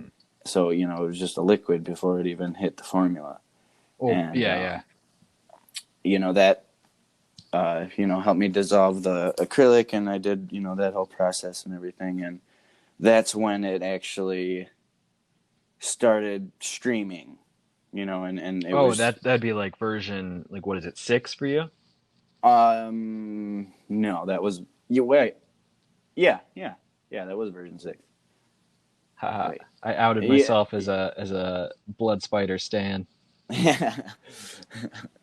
Yeah, it was either 5 or 6, yeah, but so that was, and the reason why that was happening is because the talcum powder is the very first thing that cures, and once when the R134A evaporates, that's the first thing that happens. But it bonds to the acrylic and that whole polymer. So what happens is it literally acts like a spider web, and it creates an exoskeleton around the polymer, and it allows it, to have enough time for it to cure, and that's why it creates the web lines and shit, because there's literally an exoskeleton holding it in place and allowing it to have that time it needs. Mm-hmm. And I don't know if I'm really explaining it that well, but Well, I mean, I kind of understand what you mean. You're like painting a picture in my brain. I always thought the talcum powder was more of like a, not like a drying agent per se, but it was something that you would add in that would change it from being like a low surface tension liquid into being more of like a cohesive. I don't really know what I'm talking about. I'm for sure a physics guy. I haven't. I'm like new. I like took some gap years and I'm back in college now, but I'm for sure not going to take chemistry because I took chemistry in high school and it absolutely kicked my ass. Like chemical equations can fuck right off. yeah. But Well, like that talcum powder, that was the secret ingredient. it's really the thing that made or break your Yeah, made or broke. that is what started the getting it away from silly string and now more becoming like a web. Fascinating. That is Yeah. absolutely fascinating. And then ever since then, I've been just strengthening it now with different things. Like the first thing I tried was liquid latex, Hmm. but I tried like FX liquid latex, like like the shit that they make like zombie makeup and like fake wounds and shit with. Right. I remember. I don't know. It was on one of your podcasts. I don't remember who the guest was, but you were talking about that, and you found something like a lot better, like sourced kind of locally, right? Yes. So I don't know what is really in that other latex, but that shit it has something else in it that even when it comes in contact with isopropyl, it just like solidifies instantly. Oh man. But this other latex that I found it's made in Chicago, and I think it might be because in Ottawa, Illinois, we have a natural silicone and latex like mine, pretty Hmm. much. And I guess I don't know if this is true or not, but I've never looked it up. But I guess this is one of the only places in the world that you can actually get like pure raw silicone from the earth. Oh really? Yeah, and I don't know how factual that is, so don't quote me on that. But this shit it's floor leveling compound pretty Hmm. much, right? So it's like if you were to put your subfloor down, like your particle board down, and like that floor could be susceptible to like some warping over years or stuff or whatever, or Hmm. like if you have animals or something, and hey, they might pee on the floor and it could seep in and damage the subfloor and damage the wood and rot it out. So you would take this stuff and you would like literally just pour a layer over it and just let it dry, and it'll get like really tacky and sticky, and then you would lay your regular flooring out over that just as you normally would. But it gives it a lot of flex and stuff, you know, to if there's ever, like I said, any warping or anything, it's not gonna damage it. But it is a water-based liquid latex, and that's pretty much really all that it is in there is like it's pure liquid latex and like a water solution. So I made an liquid latex with that and isopropyl solution, you know, just to reduce the drying time of it, and, you know, get some of that water out of there. Mm-hmm. And that changed the game. That's what, you know, started adding like real fucking strength to this formula, and just kept tweaking it after that, fucking around with the ratios. I added in the propylene glycol and the mineral oil, and what else? Then I tried. It's a silicone, but it's an acrylic silicone mix, and I tried it, you know, dissolving it in R134A, no problem at all. Fucking dissolve that shit right up. So I'm like cool with going in the formula. I made an alcohol solution of that and put it in the formula. That gave it a very, very significant strength increase as well. And then I tried pure silicone gel, and I had R134A dissolve that, and I put that in. I made an alcohol solution of that and put it in the formula, and that's where I'm at now. And this would be like the 100% silicone for making like proto putty and stuff, or for Yeah. like a sealant. Yeah, it's the same shit. Yeah, you know you can get it in like those little cock tubes. Yeah. But that's what I'm using now, and that's what's in version 15. And yeah, man, it's I tested it once just out of a lighter, and I kind of had a failed test. But I am pretty soon going to be testing it out of the concealable that I just made. Oh, And I saw that you posted that today, right? yeah, I just finished the first one today of the Mark III. Oh man, And yeah, it's working great. Fucking that stream is like, you know, right through the levers now. It just bypasses it completely. So yeah. You know, you don't get any of that extra like spray over onto the lever itself. Yeah, because I mean, when you do, then you're fucked. Right. No. Then it'll just clog up everything. Right. Then it builds up on itself. Yeah, it makes dick webs. Right. Yeah. But yeah, fucking. So now that's just not a problem at all.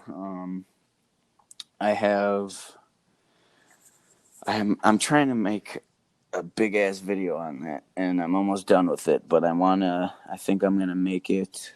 It's gonna be Mark 3 and 4 in the same video. Oh really?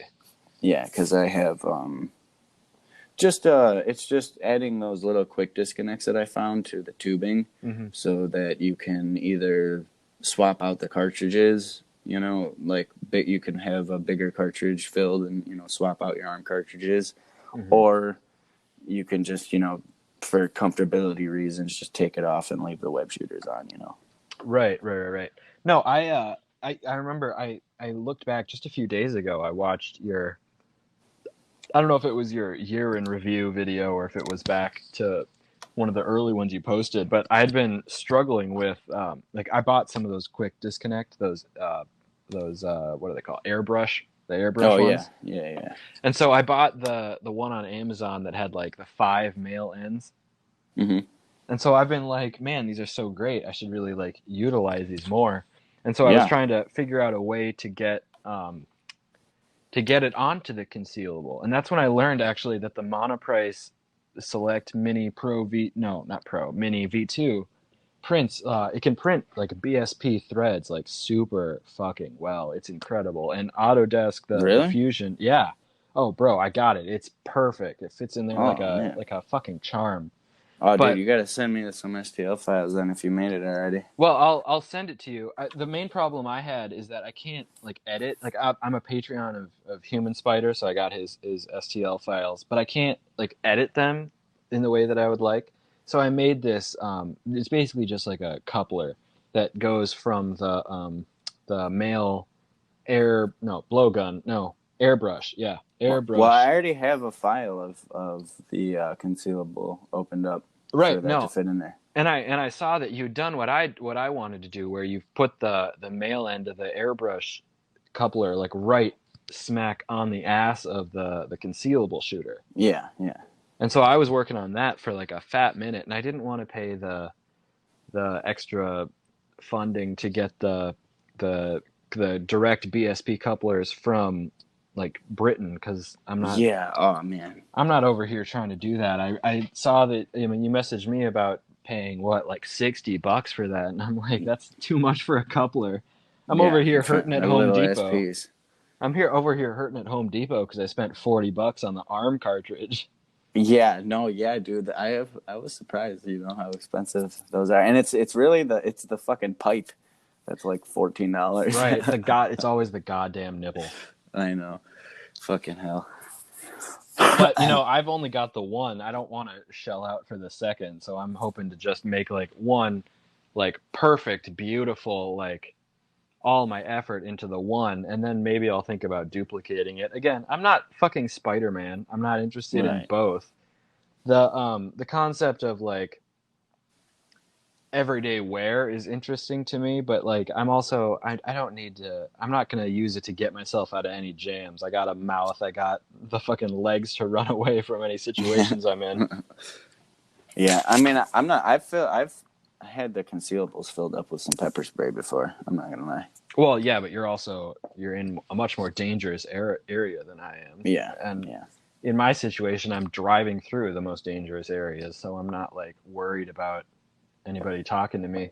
I had yeah. the scariest interactions when I was walking around the local college campuses, Oh yeah, what because happened? they're just fucking people hanging around, and you'll see them. They're in clusters of like 4 to 6. There's like just a bunch of guys just hanging out, and like it's a college campus, so they're going to be like Right. girls walking by, going to Yeah. parties and shit. And then these guys just like to fucking talk.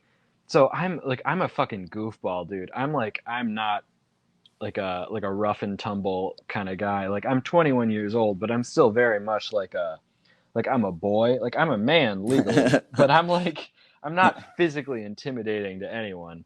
Yeah. Like I'm tall, but that's about it. But I was walking with my current wife and one of her friends, and we were walking back to her friend's apartment, and this dude goes like, "Oh, you look like Kylie Jenner, except you're more pretty." And I'm just like, "Oh, bro, that's so nice of you to say. I'm sure she really appreciates that." And then he's like, "I'm not talking to you, like goofy." And then he like threw in some like colorful words I'm not gonna use here, even though like this is an 18 plus like fuck podcast. Yeah. No, you good. And so I'm over here like, okay, well, I thought you were being nice, but I see how it is now. And then I was walking with my wife back from that house, and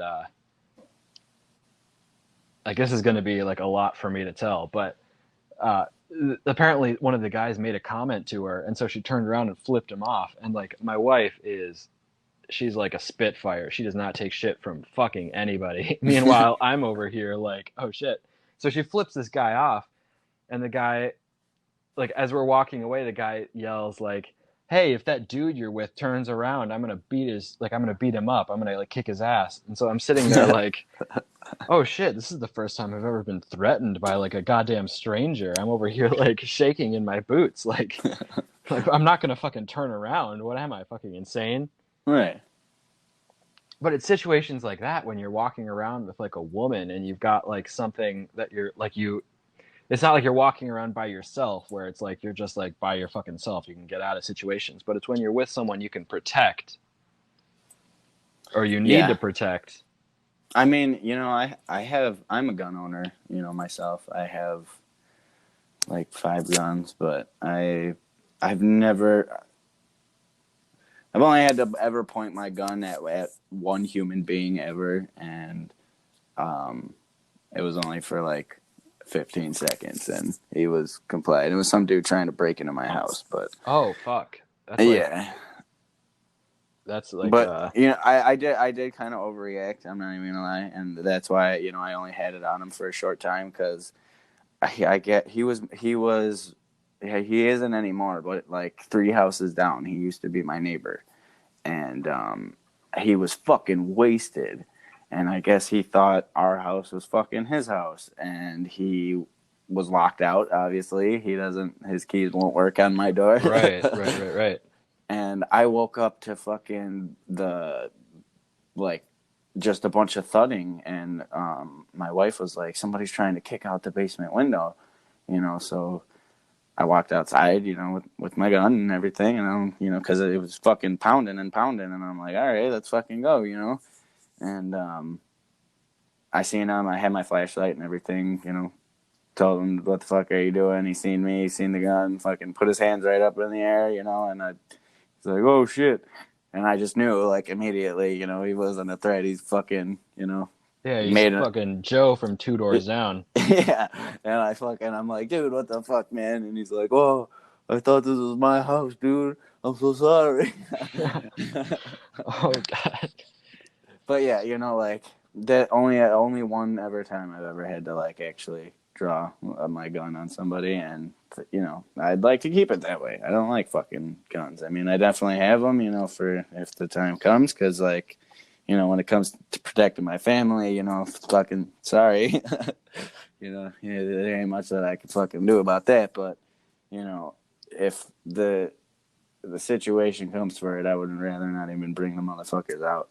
Yeah. Well, and like we kind of talked about this earlier, like guns are, I feel like, there's movies and TV, but I feel like guns are usually lethal. Granted, like where you live, sometimes that's like a necessary evil for the situation, right? Yeah. No, I mean, yeah.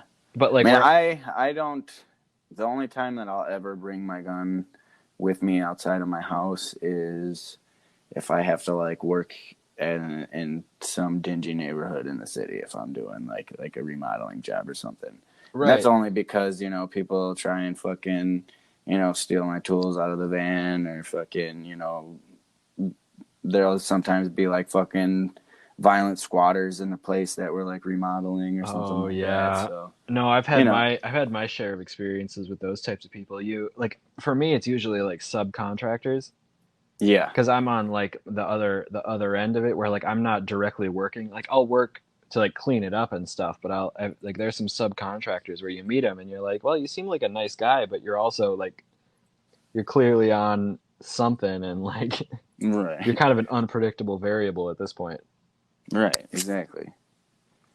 But yeah, other than that, I would just, you know, like my wife, she has Taser that I gave her, and you know, she works at a hotel. She's a front desk lady, overnight shift though, at a hotel, Oh. and her bosses are kind of bastards, man, because they don't like her to have her phone on her. She does anyway, because fuck them, but they don't Well, like it's her. also like the 21st century. What are you going to do? Right, exactly. And they won't let you have any type of weapons there. And it's like, she is a 95-pound female that is working overnight by herself at a hotel room in Chicago. Right, like front desk where she's like face to face with all the fucking shitheads who walk in. Exactly. And there has been so many situations that I can't even fucking count that she has been in, where the police won't get there in time, man. Like, they even have a panic button, and you press that shit, and it usually takes like 20 minutes. Oh 20 man. minutes. 20 minutes it might be way too long. Fucking 5 minutes might be way too fucking long. Yeah, fucking So 30 seconds might be too long. yeah, exactly. And they have a back room and everything that she can get to really fast, and lock it. But I made her a taser holster that it goes on her, on her belt strap, but it goes like inside her pants, so you Okay. can't really like see it. But there's like a little lever on it, and it has like a sliding mechanism that she can just slide her finger through it and pull it up, and it just slides, and her taser falls right out into her hand on it. Oh, So that's perfect. Like, it yeah, sounds like you do have a little bit of the mechanical engineering side there. yeah. I mean, it's pretty much just like a drawer, like a mini drawer. But yeah, But like, oh man, to have your wife work in a situation like that. My wife worked at a bar downtown yeah. See, in the that sucks city too. where I live. Yeah, she actually quit because she was there were just bad situations with the people there. But that's going to be customer service in a bar, no matter where the fuck you go. But like, I've been thinking, like, she had to walk through the city sometimes to get back to her car, back to parking. Yeah.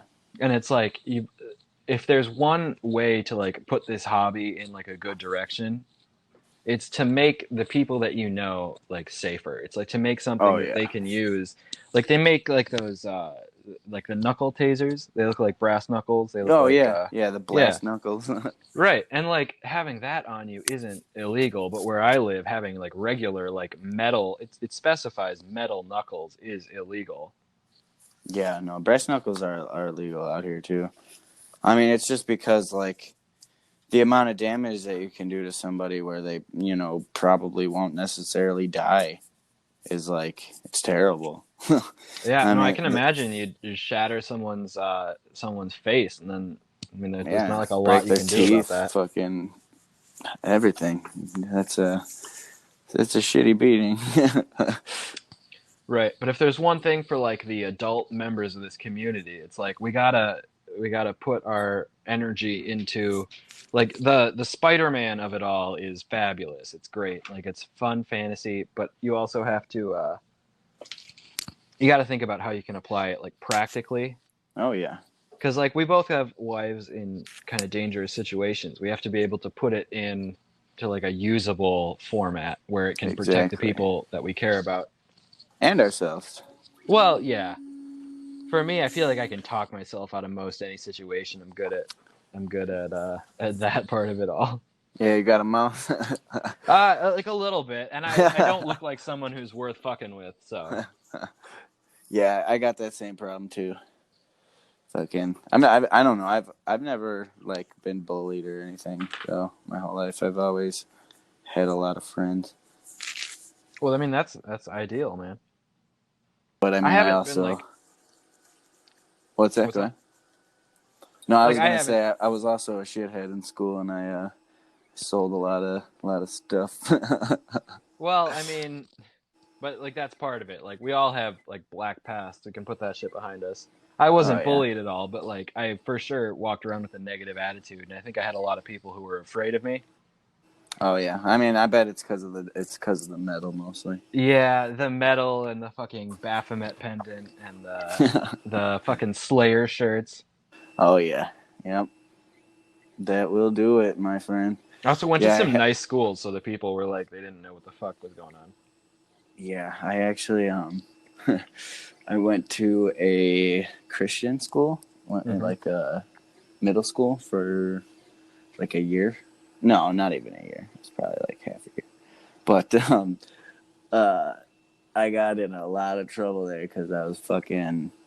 I think I was only listening to like Meshuggah or something. Hmm. But like, Like the heaviest of shit, though. well, yeah, but compared to them, that's like fucking. They never heard shit like that before. So, they called my mom and said that I was like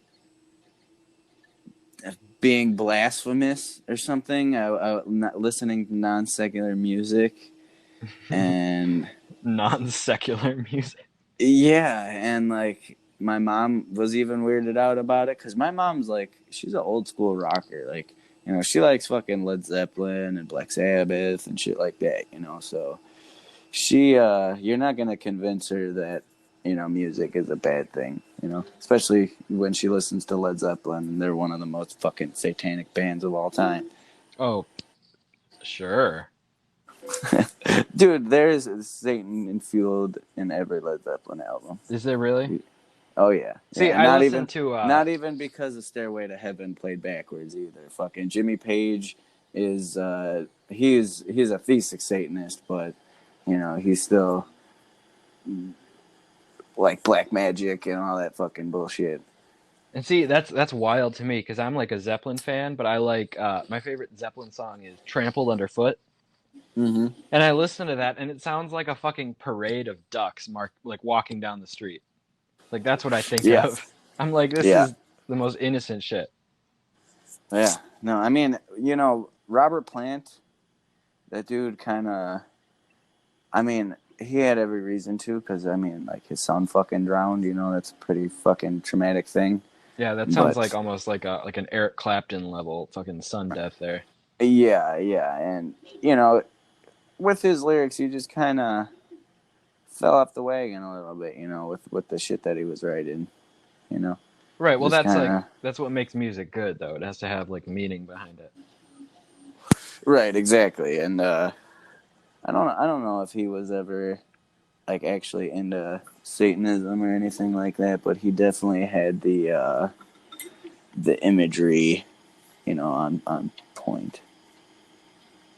I'm trying to find this band I listened to like several years back. I think I found it from some like God, I don't know where I found it, but it was like there was like a picture that was made that was of like black metal, and it went from like normie shit down to like the ultimate like you listen to the craziest shit. And I don't remember what the fucking band was, but the song just like there wasn't any like instrumental to it. It was like pretty much exclusively vocal, and it was like for the glory of Satan, like over and over. And I'm trying to remember. I have it so close on my brain. I don't know if I'm too drunk or what it is. Ah, I think it had like Black Satan in the title. I'm having a hard time. But like I also went to like a parochial school. I went to like a Catholic elementary school. Oh, okay. And like fun fact, that's how I learned about atheism. And I always joke that like the best way to make someone an atheist is to send them to a Catholic school. Yes, I agree with that. 100%. Because it's like, it's like I don't know if you want to get in. We don't need to get into the religion talk on your podcast here. This might be like a private conversation situation. I mean, I don't care. But To be honest. it's like, like the indoctrination of it all. Like it drives me fucking insane. And like hearing about mission trips and all that, I just like I feel Oh bad yeah. for. I'm like a big sympathizer for all these people who are like, yeah, we're a big target for all these churches' mission trips. They try to convert us, and I'm like, nobody should be converting anybody.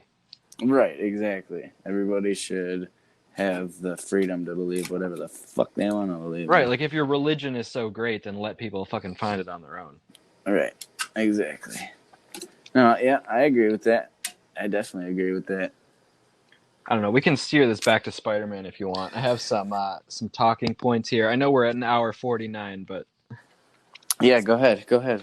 all right. What's some of your talking points? So we talked about your movie. Yeah.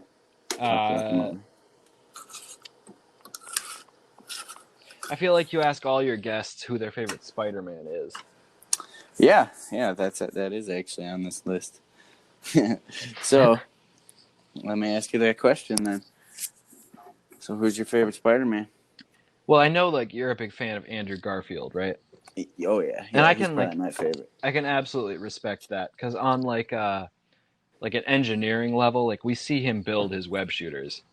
Yes. And I know like there's the whole like 9/11 Tobey Maguire, he had like mechanical web shooters that then Yeah. swapped quick. See, that's my problem. Like I don't like that. And I don't that's the reason why I don't like the Far From Home web shooters too. Oh, you don't like those ones? No, because they're like uh they're like the Tobey Maguire shooters. Sorry, I'm a little bit drunk. It's okay. The Tobey Maguire shooters with like a fucking little like a little bell end on them. There's like a little fucking foreskin to his web shooters there. And Oh it's yeah. like, all right. I mean, like, there's nothing in there. I like the realism. Like I said before, I like Iron Man. I like it all. They made it all look very mechanical because they built like a real Iron Man suit. Right. So like, I can understand your respect for the Andrew Garfield version, but I'm for sure like a Tobey Maguire guy, like all the way. I Oh yeah. I remember watching Knocked Up with Seth Rogen Mm-hmm. and like Katherine Heigl and all that, and like They fucking talk about it. They're like, "Yo, we gotta go." Like Jason Segel's like, "Yo, we gotta go see Spider-Man 3 and all that." And I'm watching it now in retrospect, and I'm like, "You motherfuckers are friends with fucking James Franco. Like, you're gonna want to go see his goddamn movie." No, you know what I always thought was funny? Fucking, I think it was This Is the End. Oh You ever yeah, seen that movie? yeah. Yeah. When Seth Rogen, he's going downstairs in the basement to check out whatever he heard. Oh yeah, And then he sees the fucking cutout poster of James right, Franco right. as the The new fucking Goblin. the new Goblin or whatever the fuck. Yeah. Yeah, they like dig through, they tunnel through the floor, and then they're like, "Oh, what the fuck?" Yeah. And it's like, yo, that's how everyone in the audience responded when they saw the new Yeah. Goblin. Exactly. Oh man, I love the fucking era that those movies were made to, because the new Goblin's fucking his hovercraft thing was like it's a snowboard. Yeah. No, yeah. It was literally a snowboard. Oh god, that shit was so great. But like it's bad, but also like you're a fan of horror movies, like you said, and Sam Raimi, he made The Evil Dead, right? Yes. He made So Evil Dead, The Grudge, fucking. Or not The Grudge, The Possession. The Possession, he made, Yeah. but you can fucking tell in Spider-Man 2, which I continue to believe is one of the greatest Spider-Man films. When See, yeah, I will agree with that. The first two are completely unbeatable. yeah, no, it Like gets when to it, the third. yeah, Oh and boy. it was only like even if they picked. See, because I personally did not like the retcon of Uncle Ben's death. Yeah, no, they added too much to that.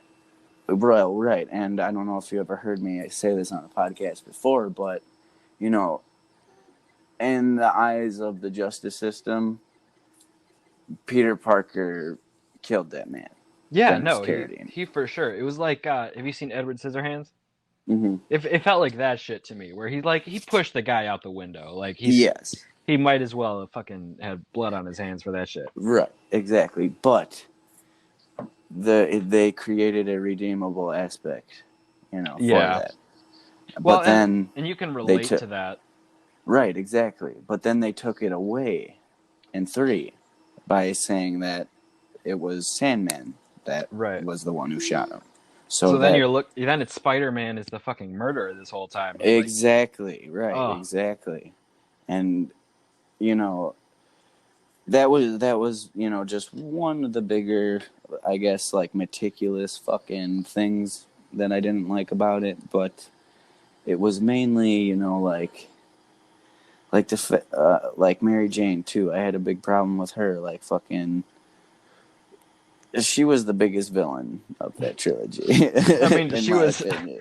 like, I feel like she was for sure like manipulating Spider-Man more than the Green Goblin was. Yeah, like she she just completely fucking took control of that motherfucker's life pretty much, and then told him F you a couple times.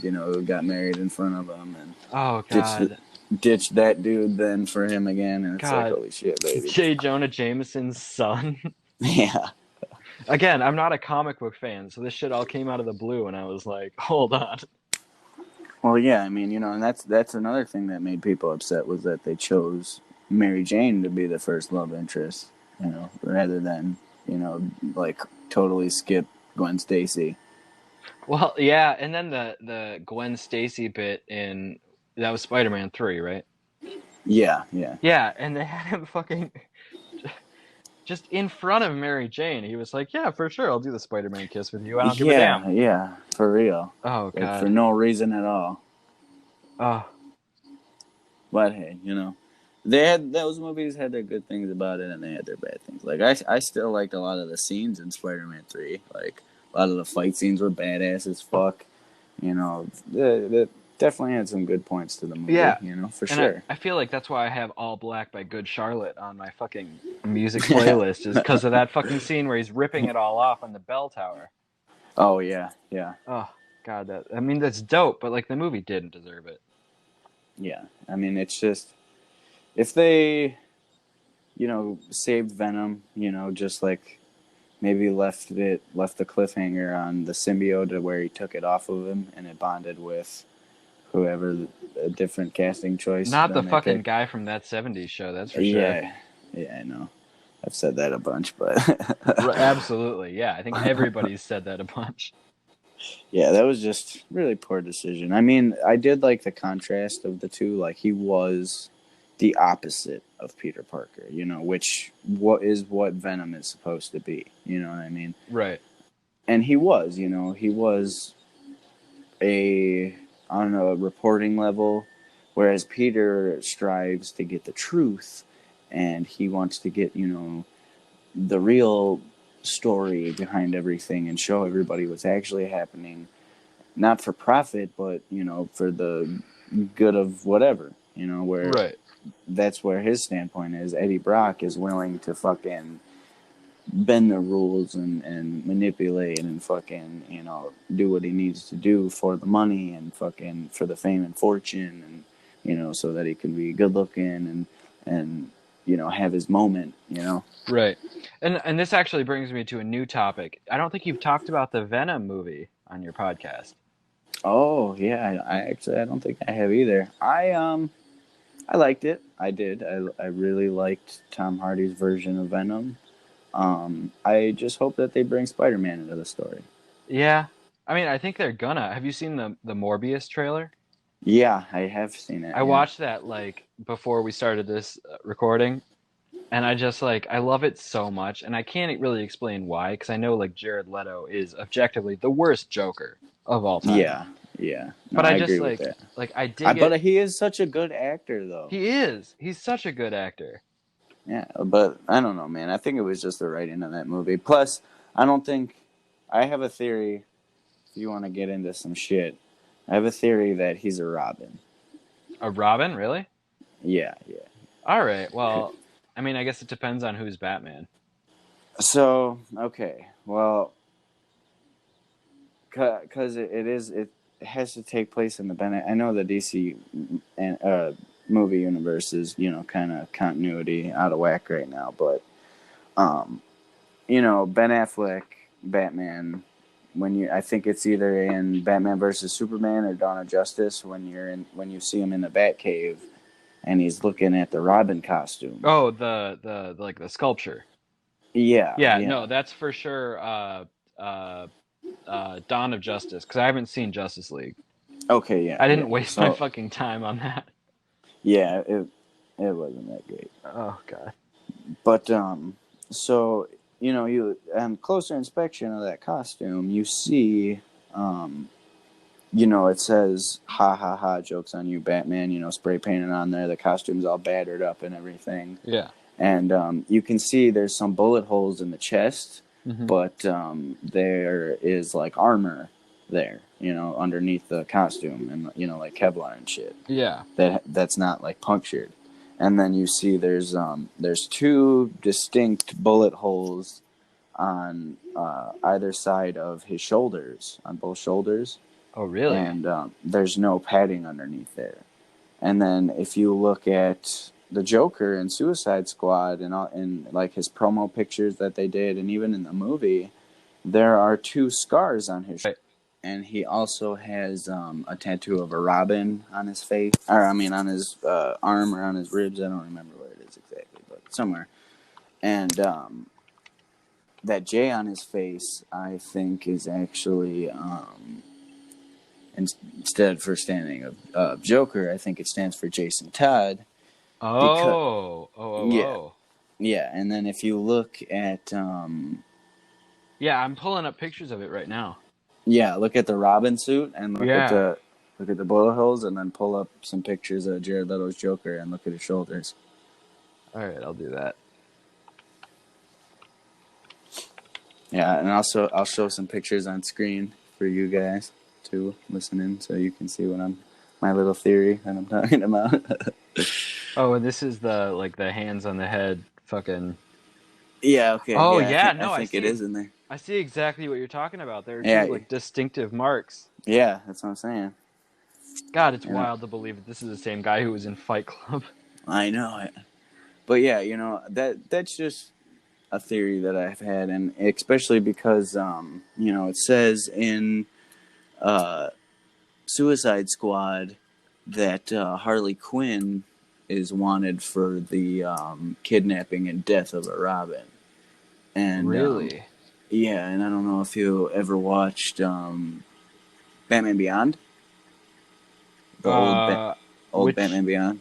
who was Batman in that movie? It wasn't. It was the cartoon. Oh, no, I didn't watch that. No. Okay. Well, there is a movie that they did. It's Batman Beyond, which is obviously takes place in the future, and it is Return of the Joker is one of the episodes, and it's fucking Mark Hamill is the Joker, Okay. Kevin Conroy's Batman, and yeah, but it takes place in the future. Bruce Wayne's old. Joker pretty much returns, using Tim Drake's body as a host Oh, because he back in the day when Batman was still Batman, him and Harley Quinn kidnapped Tim Drake and brainwashed him and pretty much turned him into a Joker, and Joker implanted a fucking chip in his brain that was like that was Joker's consciousness pretty much. Okay. And yeah, then that was he kept becoming the Joker pretty much like a Dr. Jekyll, Mr. Hyde type scenario. Right. No, I mean that theory sounds like it has a lot of evidence behind it. But yeah, I It mean, just- it's just some shit that I've noticed, It makes me really lament the DC cinematic universe because I feel like they have so much content to go off of, but they don't have like the Marvel team of. I mean, they're owned by Disney now, so it's not unfair to call them fucking Imagineers, where they're like, Right. we'll create this fucking decade-long plot line. Right, no. Yeah. I mean, they do have the potential to do that shit, though. I mean, even fucking, like... Shit, honestly, fucking pick any one of the characters you want to pick, and you have an amazing story to follow. Right, no, like, absolutely. Here's just, like, a fun little fact about me. Here's, like, a Spider Slayer fun fact for anybody who gives a fuck. My mom was actually, like, a big fan of the Batman 1989 movie with with fucking Michael Keaton in it. Yeah.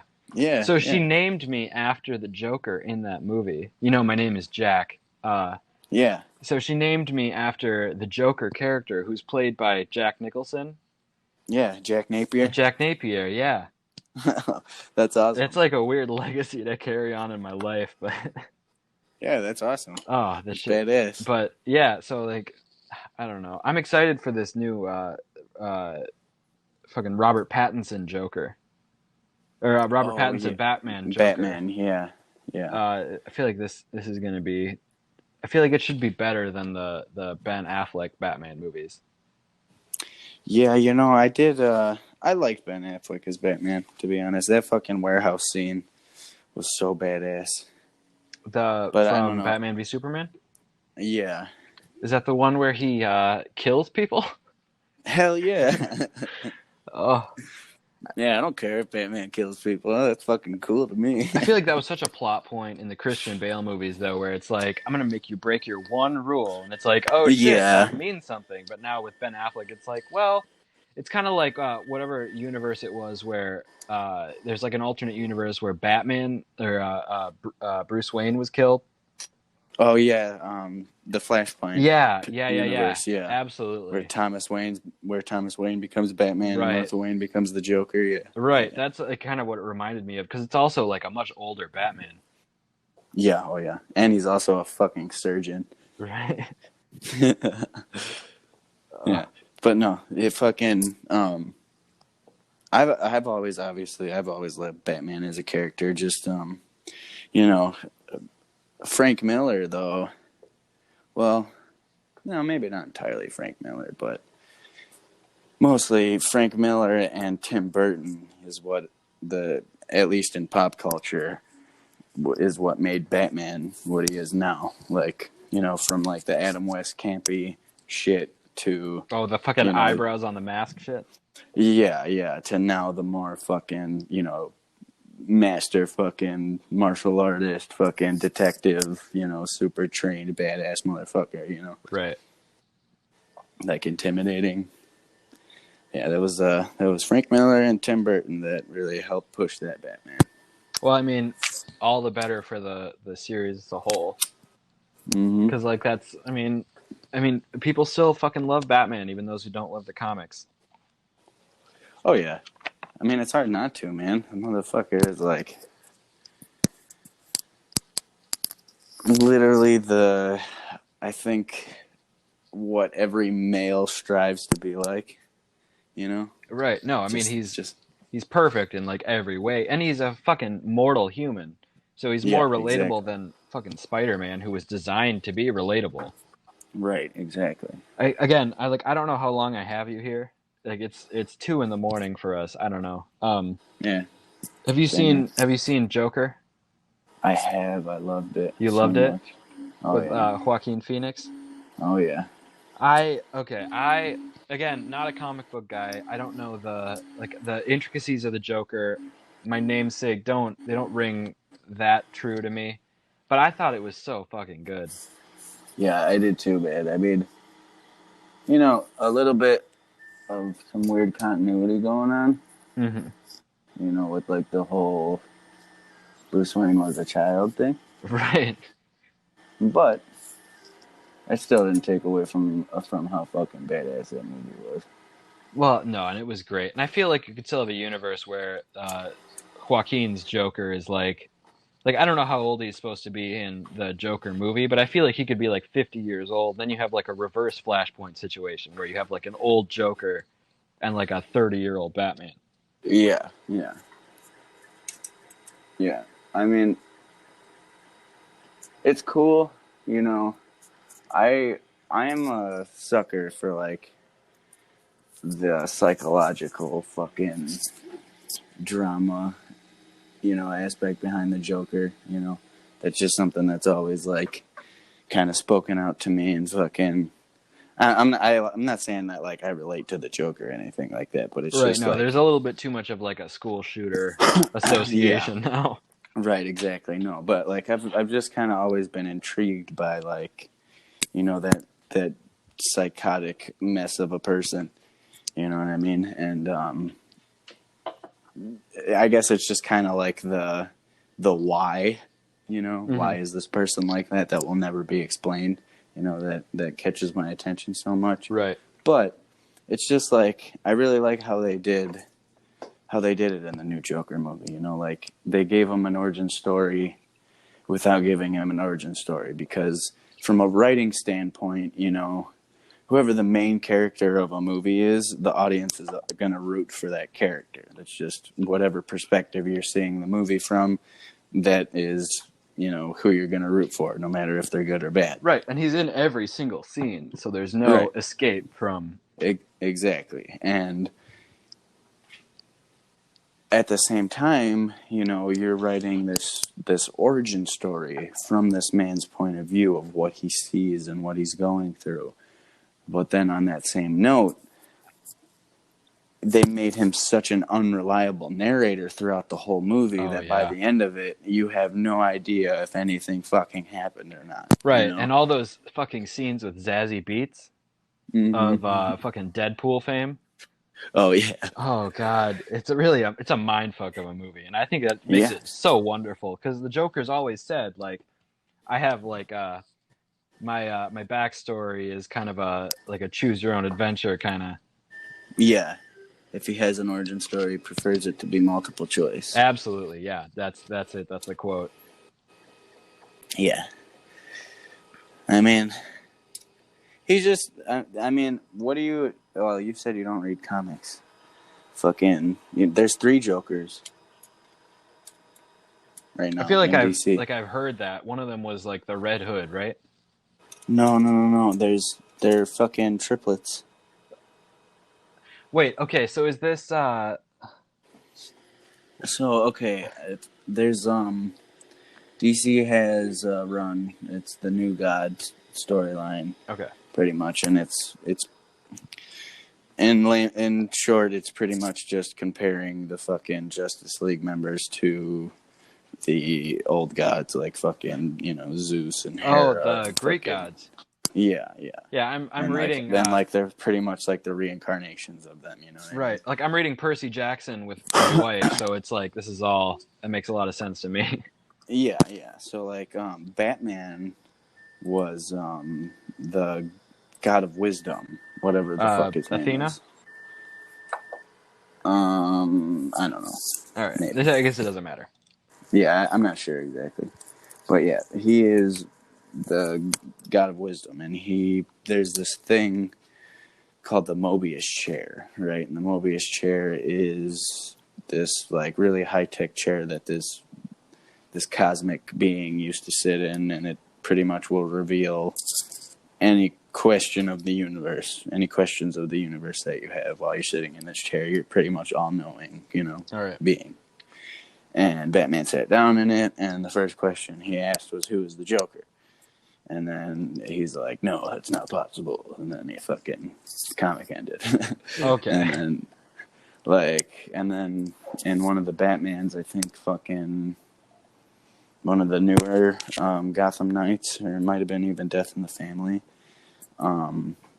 he reveals to the Bat family what he saw in the Mobius chair. And it was that there's 3 Jokers, and there's always been 3 Jokers. And one of them ended up finding a Lazarus pit. Okay. And that's how come, like there's been times where he's thought that he's really killed the Joker, and he's been able to come back because it was either a twin or the other one brought it to the Lazarus pit. Right. Shit like that. And then there was finally just one left, and well, I won't spoil it for you. You can go see how it ends. Well, I mean, I'm gonna check it out. I know about like the Lazarus Pit through the was it fucking Arrow? Which of those CW fucking DC shows was it? Probably Arrow. Oh, but like I should read the it. Lazarus pits are a fucking big staple in DC. That's what fucking Ra's al Ghul uses. Right. Yeah, he's fucking, and Vandal Savage too is used. Well, I'll have to check it out. Yeah. I don't know how long you want for this to go. I think we could probably wrap it up pretty soon. It's already getting late. Yeah. Yeah, so let me do my outro. Okay.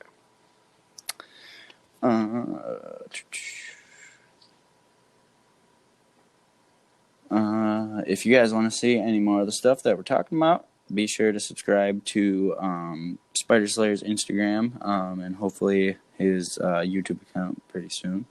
Also, you can subscribe to my YouTube channel for more gadgets, Web Fluid, weekly podcast with the best of the best. And yeah, this is all made possible because of listeners and viewers like yourself, so thank you. Also, thank you for joining us this week on the Bloodcast. Again, subscribe to our YouTube channels and follow my podcast on any streaming services or platform. And while you're at it, tell your friends about the show. I'm the Blood Spider, joined with Spider Slayer tonight. Hey, man, thank you so much for coming on the show. I really appreciate it. Hey, thanks for having me. It's been a real blessing. Yeah, it was really good talking to you, man.